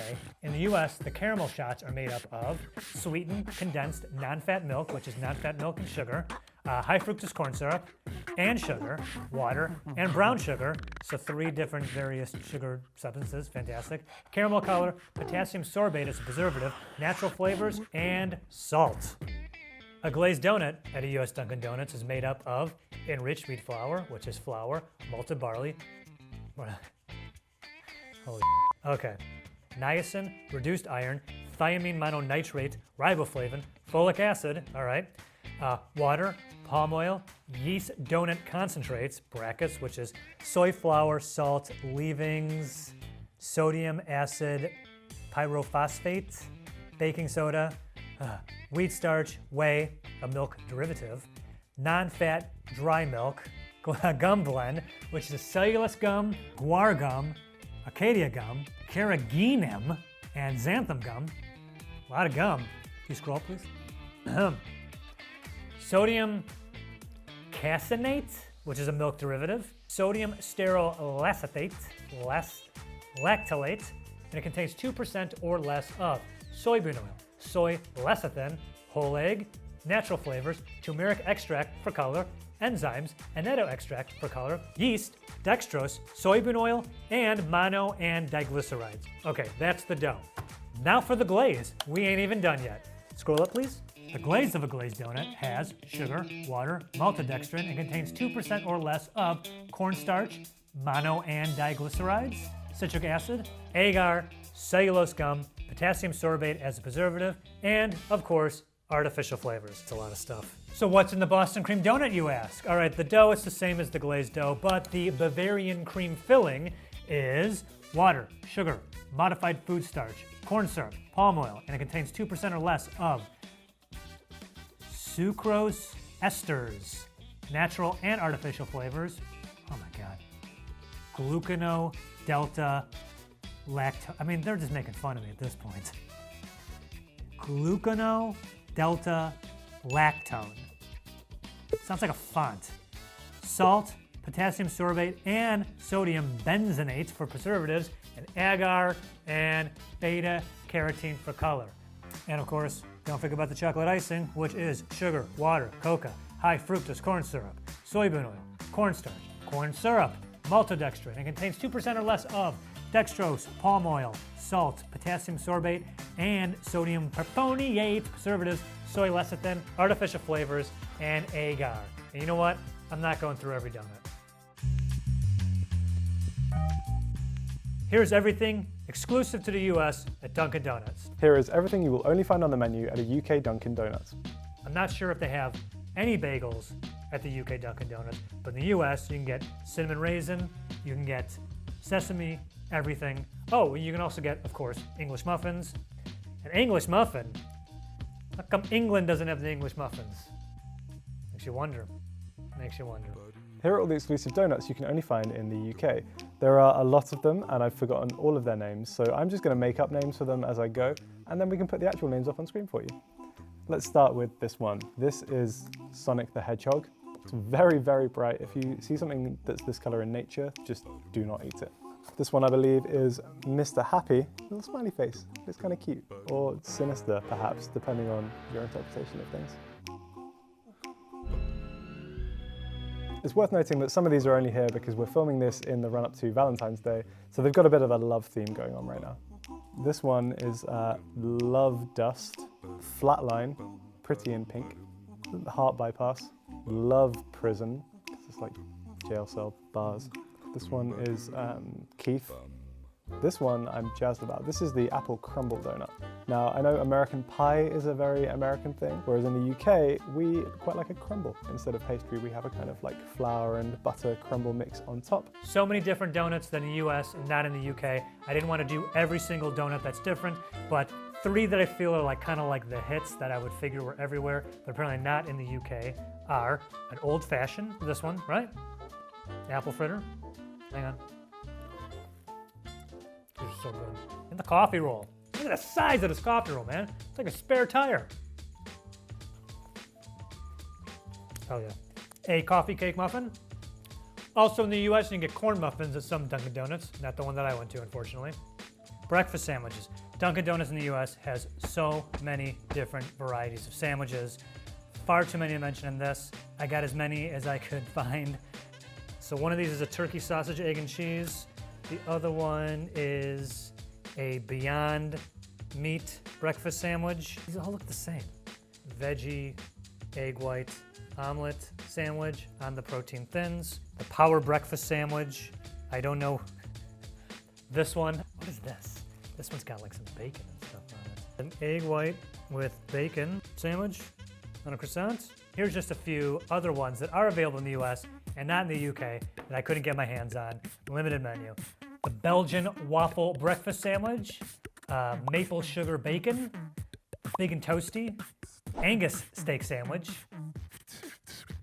They also have chicken bacon sandwiches, a chicken biscuit, which I would love to have had, wasn't available, and of course their exclusive grilled cheese.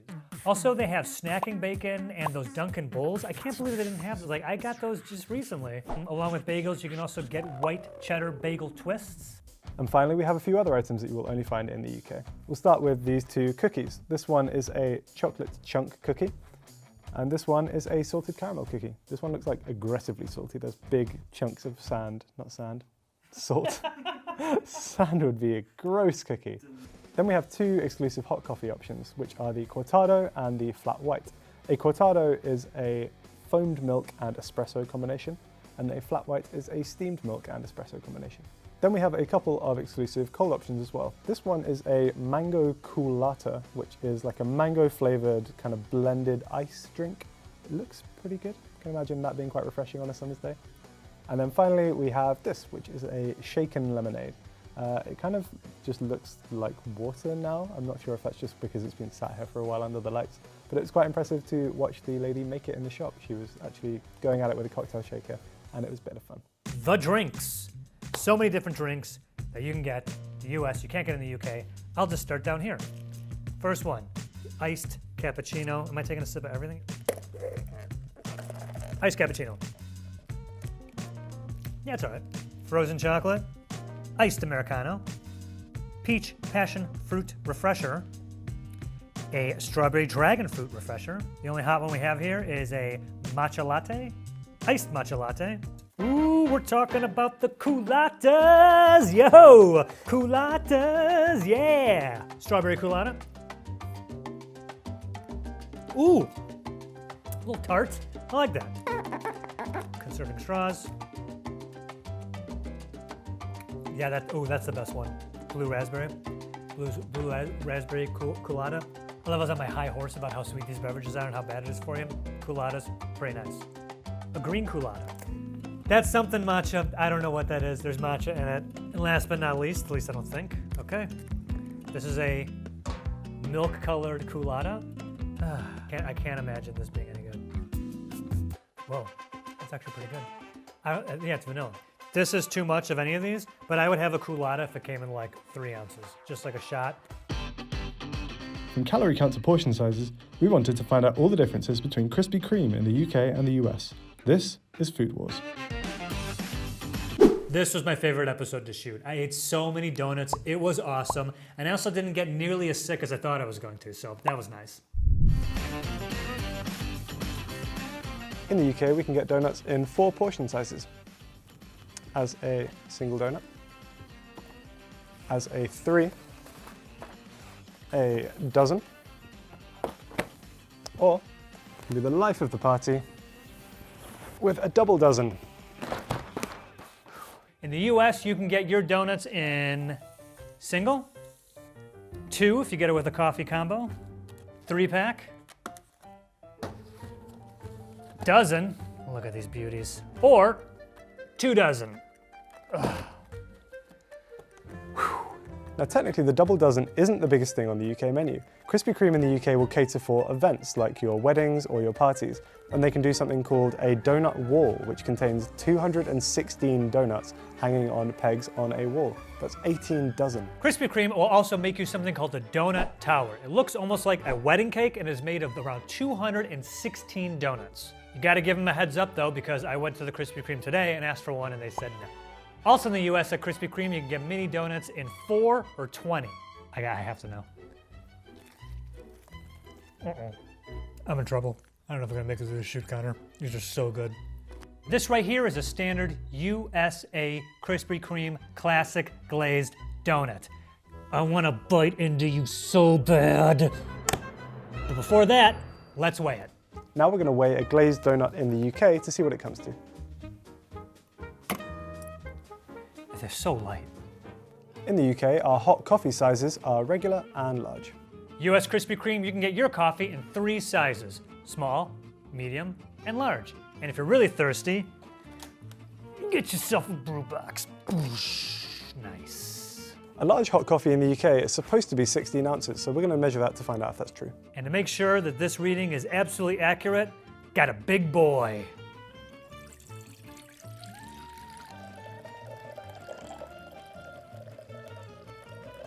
Okay. Krispy Kreme in the US, you can get your iced coffees in 2 sizes, medium and large. Iced coffees in the UK also come in 2 sizes, regular and large. They use the same cups as the hot coffees. They ditched the plastic ones apparently to cut down on plastic waste. Now we're gonna measure our iced coffee, black. Oh, definitely more coffee. Now besides donut walls, the biggest thing on the UK menu is this, the Sharer Bundle. It's 4 dozen donuts and it comes to £41.95. This here is the largest single menu item you can get at a US Krispy Kreme. It is the meet and greet. 2 dozen assorted donuts and a brew box, all for $42.95. Let's look at nutrition. This is a classic ring glazed donut from Krispy Kreme and it contains 200 calories, 8.3 grams of fat, 12.6 grams of sugar, and 96 milligrams of sodium. That same donut in the US is 190 calories, 11 grams of fat, 10 grams of sugar, and 85 milligrams of sodium. Ours is less with everything except fat. Few people can stop after just 1 donut, so if you decide to have 3 of these, the calories go up. Now you're looking at 600 calories, which is 30% of your daily allowance. And in the US, these 3 donuts are slightly less in calories. It's 570 over here. But look at how much sugar these 3 donuts had. It's almost 3/4 what you should be having in one day. Speaking honestly though, if I have these, it's not like I'm gonna have a salad for lunch. Getting a dozen donuts for you and your friends, or just yourself, that would put you at 2,400 calories. And in the US, our dozen comes to 2,280 calories. I would hope you wouldn't eat all 12 of these by yourself, but if you do, I guess that's all the calories you're gonna need for the day. I can eat 12 of these, easy. Another popular donut at Krispy Kreme is the chocolate glazed. Just ignore the sprinkles on ours because we didn't have any plain ones. Now this one is 237 calories and also beats the classic glazed in pretty much every other metric, probably because of the chocolate frosting. Our US chocolate glaze is 240 calories, so it looks like the chocolate glaze helped put us over the top. What? If you want even more calories in your donuts, how about the UK's chocolate iced with custard? Now this one is 289 calories. And ours is 300 calories. 300 just this one donut? Definitely regret. That tastes so good. In the UK, the most calorific donut is this one, the Lotus Biscoff donut. It's 396 calories. The most calorific donut you can get at a Krispy Kreme, at least in America, is something called the chocolate chip cookie dough donut made with Chips Ahoy cookies, and it is 400 calories. They weren't available where we went. The second most calorific donut you can get at a Krispy Kreme is the Oreo cookies and cream donut. That's 390 calories. Also couldn't get it. The third most calorific donut you can get at a Krispy Kreme in the United States is the double dark chocolate donut, 370 calories. No. And the fourth most calorific donut you can get at a US Krispy Kreme is the cake batter donut, 360 calories. We got it. This is a nice looking. This is like what? I mean, this is sprinkles. It's colorful. Oh man, I'm fading fast. I shouldn't. I'm gonna drink all those coffees. What about the drinks? Well, this is a large mocha with 2% milk, and in the UK, it contains 247 calories, 16.3 grams of fat, 12 grams of sugar, and 80 milligrams of sodium. In the US, our large mocha is 480 calories, 1 gram of sugar, and 260 milligrams of sodium. Come here, you salty mocha dog. Whoa, this is good. I'm surprised. I thought I wasn't gonna like it. I normally don't get like chocolatey drinks. If you get this as an iced coffee, it contains 280 calories, 12 grams of sugar, and 40 milligrams of sodium. Do you want to get it iced? Now the calories are 420, 2 grams of sugar, and 190 milligrams of sodium. Since the UK and US sizes are different, we've calculated it per fluid ounce, and we found some pretty shocking differences. From the UK to the US, there's a 55.5% calorie increase, a 93.3% sugar decrease, and a 160% sodium increase.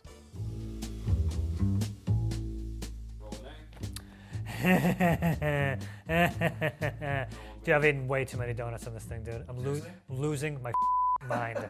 And in the US, our donut is made up of enriched wheat flour, which is wheat flour, niacin, reduced iron, thiamine mononitrate, riboflavin, folic acid. I'm getting better at this.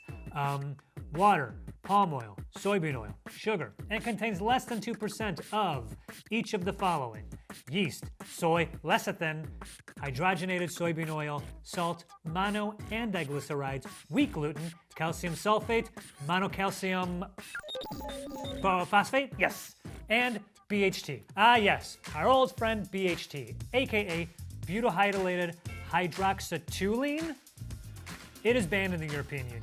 The International Agency for Research on Cancer suggests, might I say strongly suggests, there is sufficient evidence that BHT causes tumor growth in lab animals. Also, according to WebMD, BHT is also used to treat genital herpes. All right, dried milk powder, egg yolks, egg yolks, cellulose gum, calcium propionate to maintain freshness, ammonium sulfate, sorbic acid, dicalcium phosphate, sorbitan monocerate, tocopherols. I scratched that. I'm having a tough time with this one. Tricalcium phosphate, dimonium phosphate. And that last guy, dimonium phosphate, aka DAP, not the sequel to WAP. It is also used as a fertilizer and as a fire retardant. So when we have the next wildfire outbreaks in this state, because it definitely will happen, we're gonna start dropping Krispy Kremes on those wildfires. Problem solved.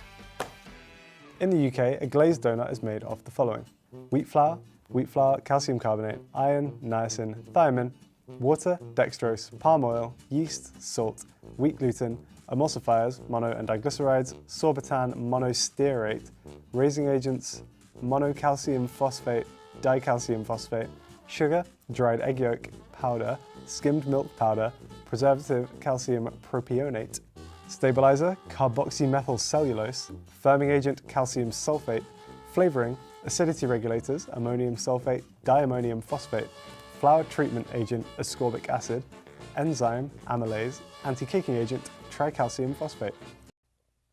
Oh, done. Nope, there's more. That was the donut. Now we're gonna talk about what's in the glaze. Sugar, water, and diglycerides. It's a lot of ingredients for a donut. One thing worth pointing out is the differences in the sprinkles between the UK and the US.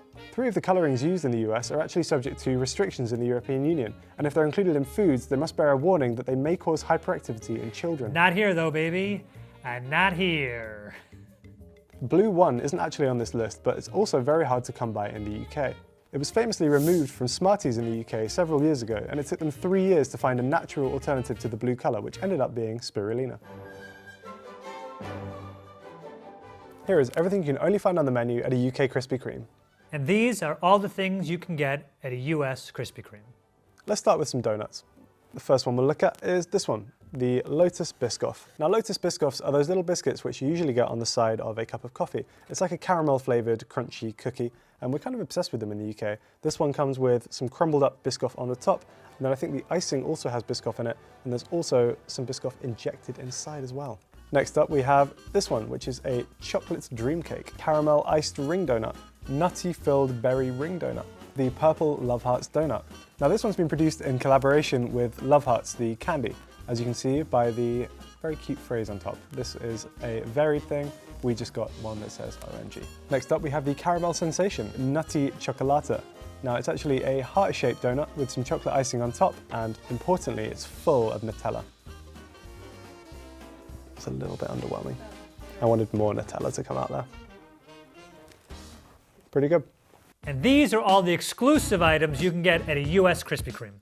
Okay, so the US Krispy Kreme has so many exclusive USA only donuts, but they're not available at every Krispy Kreme. So the one we specifically went to had about a dozen of those donuts. A original filled chocolate cream, so you can see the little white spot there, that is where they put the cream in there.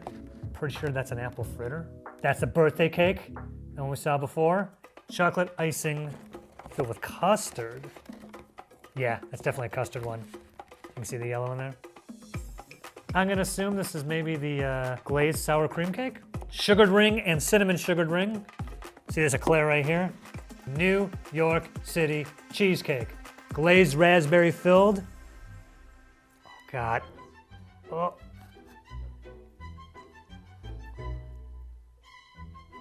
There's not that much stuff in here. Oh, it's so good. I'm gonna be so sick and I don't care. Also, the US Krispy Kreme, you can get these donut holes. They put them in these cups. That might be reusable. The UK does not have these, as before mentioned, minis. It's usually 20, but the crew got to them too fast. I couldn't stop them. Now on top of the donuts themselves, the UK also has exclusive ways of presenting the donuts. For example, here we have a birthday box, and you can also get a donut with a customized message printed on it. Unfortunately, we didn't give them enough warning, so maybe if the editor can just add one here, that would be great. The Krispy Kreme in the US has a lot of varieties of hot and cold drinks. You can get your lattes in a version of vanilla, caramel, or white chocolate. And then the iced drinks, same rules as before. Everything has a vanilla, white chocolate, and caramel version. This right here is the Malibu Dream. It is a strawberry, banana, and vanilla shake. Tastes okay. We actually have a few more things I forgot. Oh, almost forgot. Get bottled drinks to go. Krispy Kreme in the UK also offers a range of exclusive shakes. We have 4 of them here. We have the Oreo shake, a strawberry and cream shake, a Lotus Biscoff shake, and then this one is a chocolate cream shake. Back at it again with the Biscoff. Like, what's the deal with that? Why is everyone so obsessed with Biscoff? I don't get it. I'm just gonna say I don't like Biscoff, and I'm mad that they've put it in so many things on their menu. I'm gonna try the Oreo one because even though it's sat under studio lights for several hours, it still looks and smells pretty good. Woo. That was very sweet, but pretty good. We can also get some exclusive ice drink options in the UK, including a pink lemonade, an original lemonade, a frozen mango, and a coffee chiller, although unfortunately the ice machine was broken when we went, so we couldn't get them today. From calorie count to portion sizes, we wanted to find out all the differences between Wingstop in the UK and the US. This is Food Wars. Wingstop was the most expensive on the USA food order-wise Food Wars episode. We spent over $500 on Wingstop food. That is an insane amount of money, and please stop doing that in future.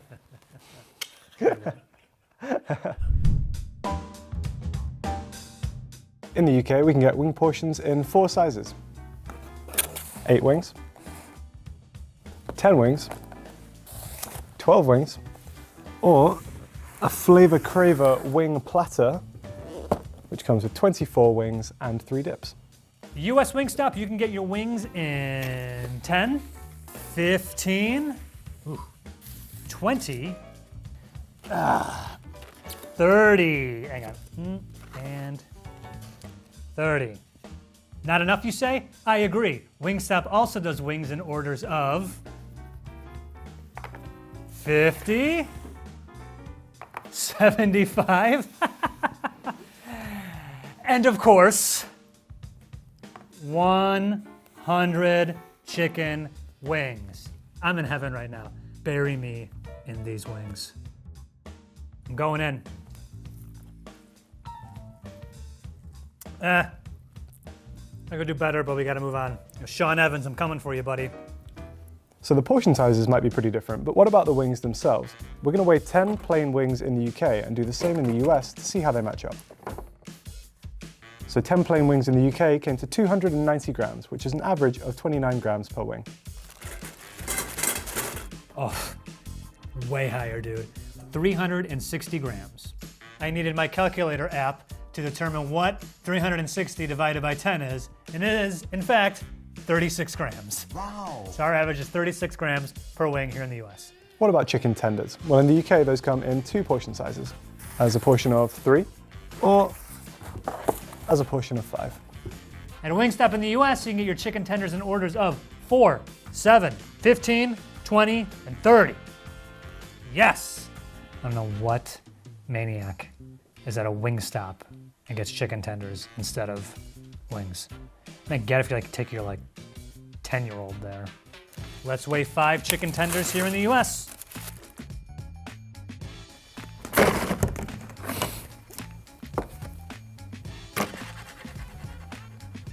So 5 plain tenders in the UK weighs 230 grams.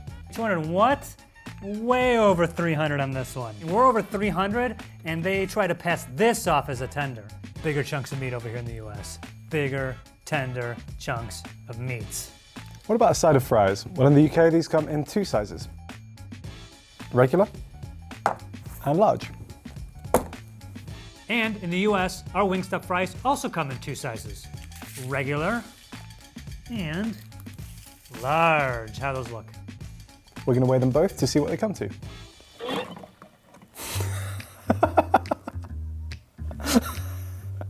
That's not a good look for fries. How do I get this back in?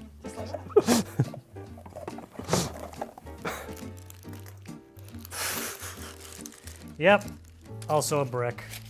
Also a brick. And the large portion came to 255 grams. Our regular is bigger than your large, UK. Okay.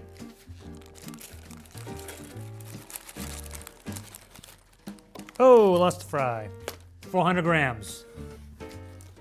Fountain drinks in the UK come in 1 size. It's 22 ounces, but unfortunately we weren't able to get one today. Wingstop in the US, you can get fountain drinks in 2 sizes. 20 ounce and 32 ounce. The Wingstop we went to did not have any 32 ounce cups. Dips in the UK only come in 1 size, and it's regular. We're going to weigh a cup of ranch to see how much we get. Dips in the US come in 2 sizes, regular and this absurd tub. Look at this. First, we're gonna weigh this, the regular size. Now the big boy, I couldn't even guess how much this container weighs. What's your best guess? Before I do this, Yeah. closer to 300. This is heavy. This is like half a bottle of ranch.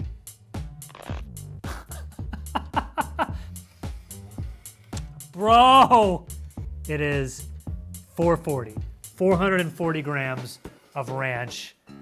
So fun fact about me, I've never actually had ranch before. This is not a common dressing in the UK. It's just not really on menus. We prefer like a garlic mayonnaise or a ketchup. So I'm about to try my first ever ranch. See how it goes.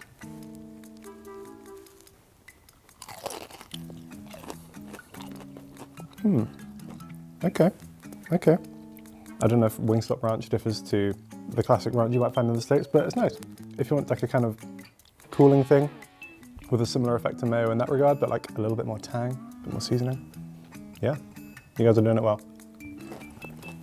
The biggest thing on the menu in the UK is this, the Flavor Craver wing platter. You get 24 wings, 3 dips, and no other sides, all for a price of £22.50. Biggest single menu item at the Wingstop in the US is this, the 100 Wing Party Pack. Okay, obviously you start with 100 wings. You can get up to 6 different flavors. I just got the same one. 4 orders of large fries, 4 orders of veggie sticks, and 8 dips. This is supposed to feed 13 people, or like you and 3 of your friends. You can get boneless or bone-in wings. If you go boneless, it's $94.39, and if you go all bone-in wings, it's $104.19. I gotta say, I'm generally a drums guy over a flats guy. I think it's just, the shape is great. It's just like a meat lollipop. And also it feels like you get more meat on there than you do on a flat. No, Harry, no. Drums are not good. Flats are way better. You can pull out both bones. You get all the meat off of it. With a drum, it's way harder to get the meat off. Don't be deceived by that shape. It's less meat. Flats. Flats! I'm a flathead. Here is everything you will only find on the menu at a UK Wingstop. And here are all the exclusive items you can get at a US Wingstop. We'll start with the chicken. There's actually one flavor of wing that we can get that you guys can't, which is this one. It's Brazilian citrus pepper. I'm gonna try the Brazilian citrus pepper using my patented wing eating technique. Get one of the bones out and then a little meat lollipop. Nice little freshness from the citrus, kick from the pepper. Not bad. So for exclusive wing flavors, you can get these two, the Bayou Barbecue and the Lemon Hot. We can also get any Wingstop flavor on the side. I don't know if you can get that in the UK. Another thing you can do at the US Wingstop is you can customize your fries. You can get regular or extra seasoning. So I got an extra seasoning of a seasoning you guys don't have in the UK, which is the garlic parmesan. Look at the seasoning on this. I mean, they just dusted this thing, right? You know exactly what I'm gonna do. Yeah. Yeah. These are Louisiana Voodoo fries. They are topped with a cheese sauce, ranch, and Cajun seasoning. Our exclusive fry option is this, sweet potato fries. These come in sizes of regular or large, and you can also get them in the same seasonings as the regular fries. In my opinion, you guys aren't missing out on much with these. I just always think that sweet potato fries are worse than regular fries. They always cost more, they always come out soggy. It's just not worth it, just stay with the regular. Outside of meat and potato, you can also get Cajun fried corn. Am I saying that right? It's fried. You can also get freshly baked rolls. Bread, baby. Bread. We also have one other exclusive side, which is this. It's a honey mustard slaw. We can also get booze from our Wingstops. This comes in the form of 2 types of beer, and usually we would be able to get 2 types of wine. However, due to a reduced menu, currently they're not serving them.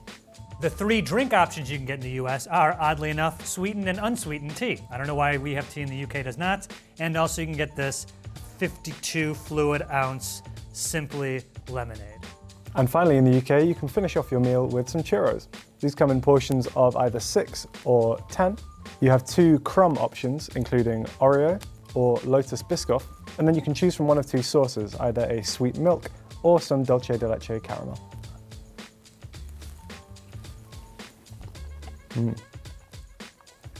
Delicious. What about desserts? Here's one you get in the US and not in the UK at a Wingstop, the triple chocolate chunk brownie. Did I say that in the right order? Fantastic. I'm now going to do something really stupid, which is attempt to eat the hottest wing on the Wingstop menu, which is the atomic wing. These come with gloves, just to avoid getting it on your skin and then getting it in your eyes. I'm not good with spice, one thing to note. Ah, man, I don't really want to do this, but hey, for the content. Cheers.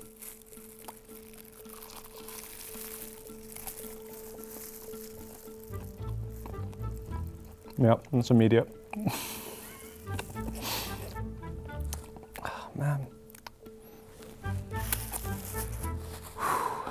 Deep breaths, Harry, deep breaths. If Harry's doing it, I'm doing it too. This is the hottest? I'm not a tough guy with the heat. This is not that hot.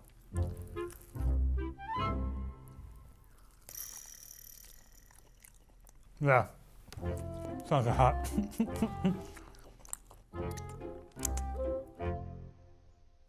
Yeah, I'm starting to feel it.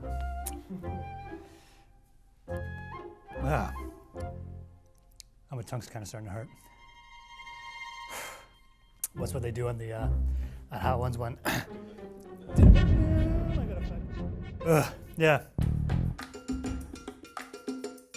Unfortunately, Wingstop doesn't disclose any of its nutritional information in the UK. They do disclose the nutritional information in the US, however, and there are some pretty interesting takeaways. Okay, let's start with this, the classic meal for one, an 8-piece combo. I got 4 hot wings, 4 lemon pepper, regular fry, dip, regular Coke. This meal contains a total of 1,595 calories, along with a lot of your daily fat and sodium allowance. Interestingly, if you get the same meal but boneless wings instead, the calories go up to 1,711, roughly a 7% increase. Even more interestingly, the sodium in the meal rockets up to 5,258 milligrams, which is 228% of your daily allowance. So it looks like boneless wings are way saltier than bone-in wings, but they do contain slightly less fat. What's the most calorific wing at Wingstop in the US? That would be the boneless garlic parmesan wing, which clocks in at 112 calories for just one. The saltiest wing on the menu is the boneless original hot wing. Now it's less calorific than the garlic parmesan, but just 5 of these is your entire daily sodium allowance. The tenders at Wingstop are, as you might expect, more calorific than the wings. The most calorific flavor in the US? Garlic parmesan. Where have I heard that before? That's not the saltiest tender. That crown goes to the Cajun spice tender, with 775 milligrams of sodium. Just 3 of these is your entire daily allowance. I didn't come here to not eat chicken tenders.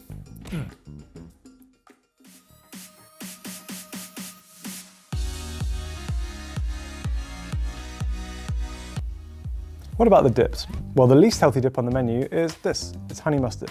Just a regular portion of this in the US contains 367 calories, 33 grams of fat, 5 grams of saturated fat, 682 milligrams of sodium, and a slightly alarming 17 grams of sugar.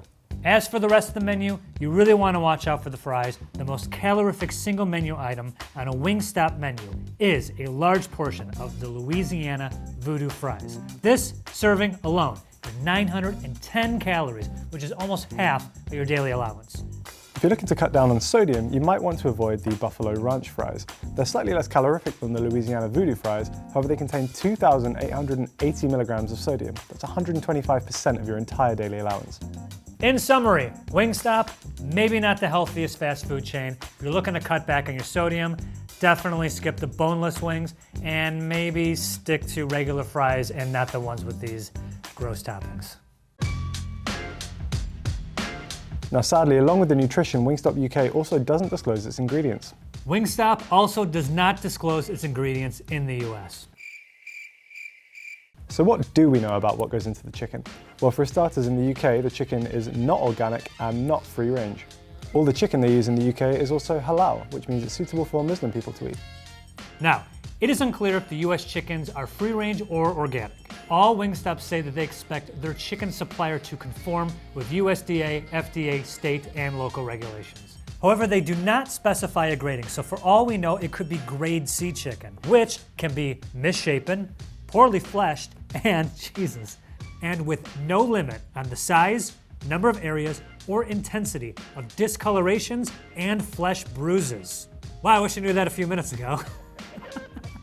In better news, the fact that they refer to their tenders as tenders legally means that they have to at least be made of whole cuts of chicken breast and might be actual chicken tenderloins, which are in the inner pectoral muscles of the chicken breast. And that's pretty much all we can glean from the information that's publicly available. Why are you so sneaky, Wingstop? Is it because you know we'll eat it regardless? Correct.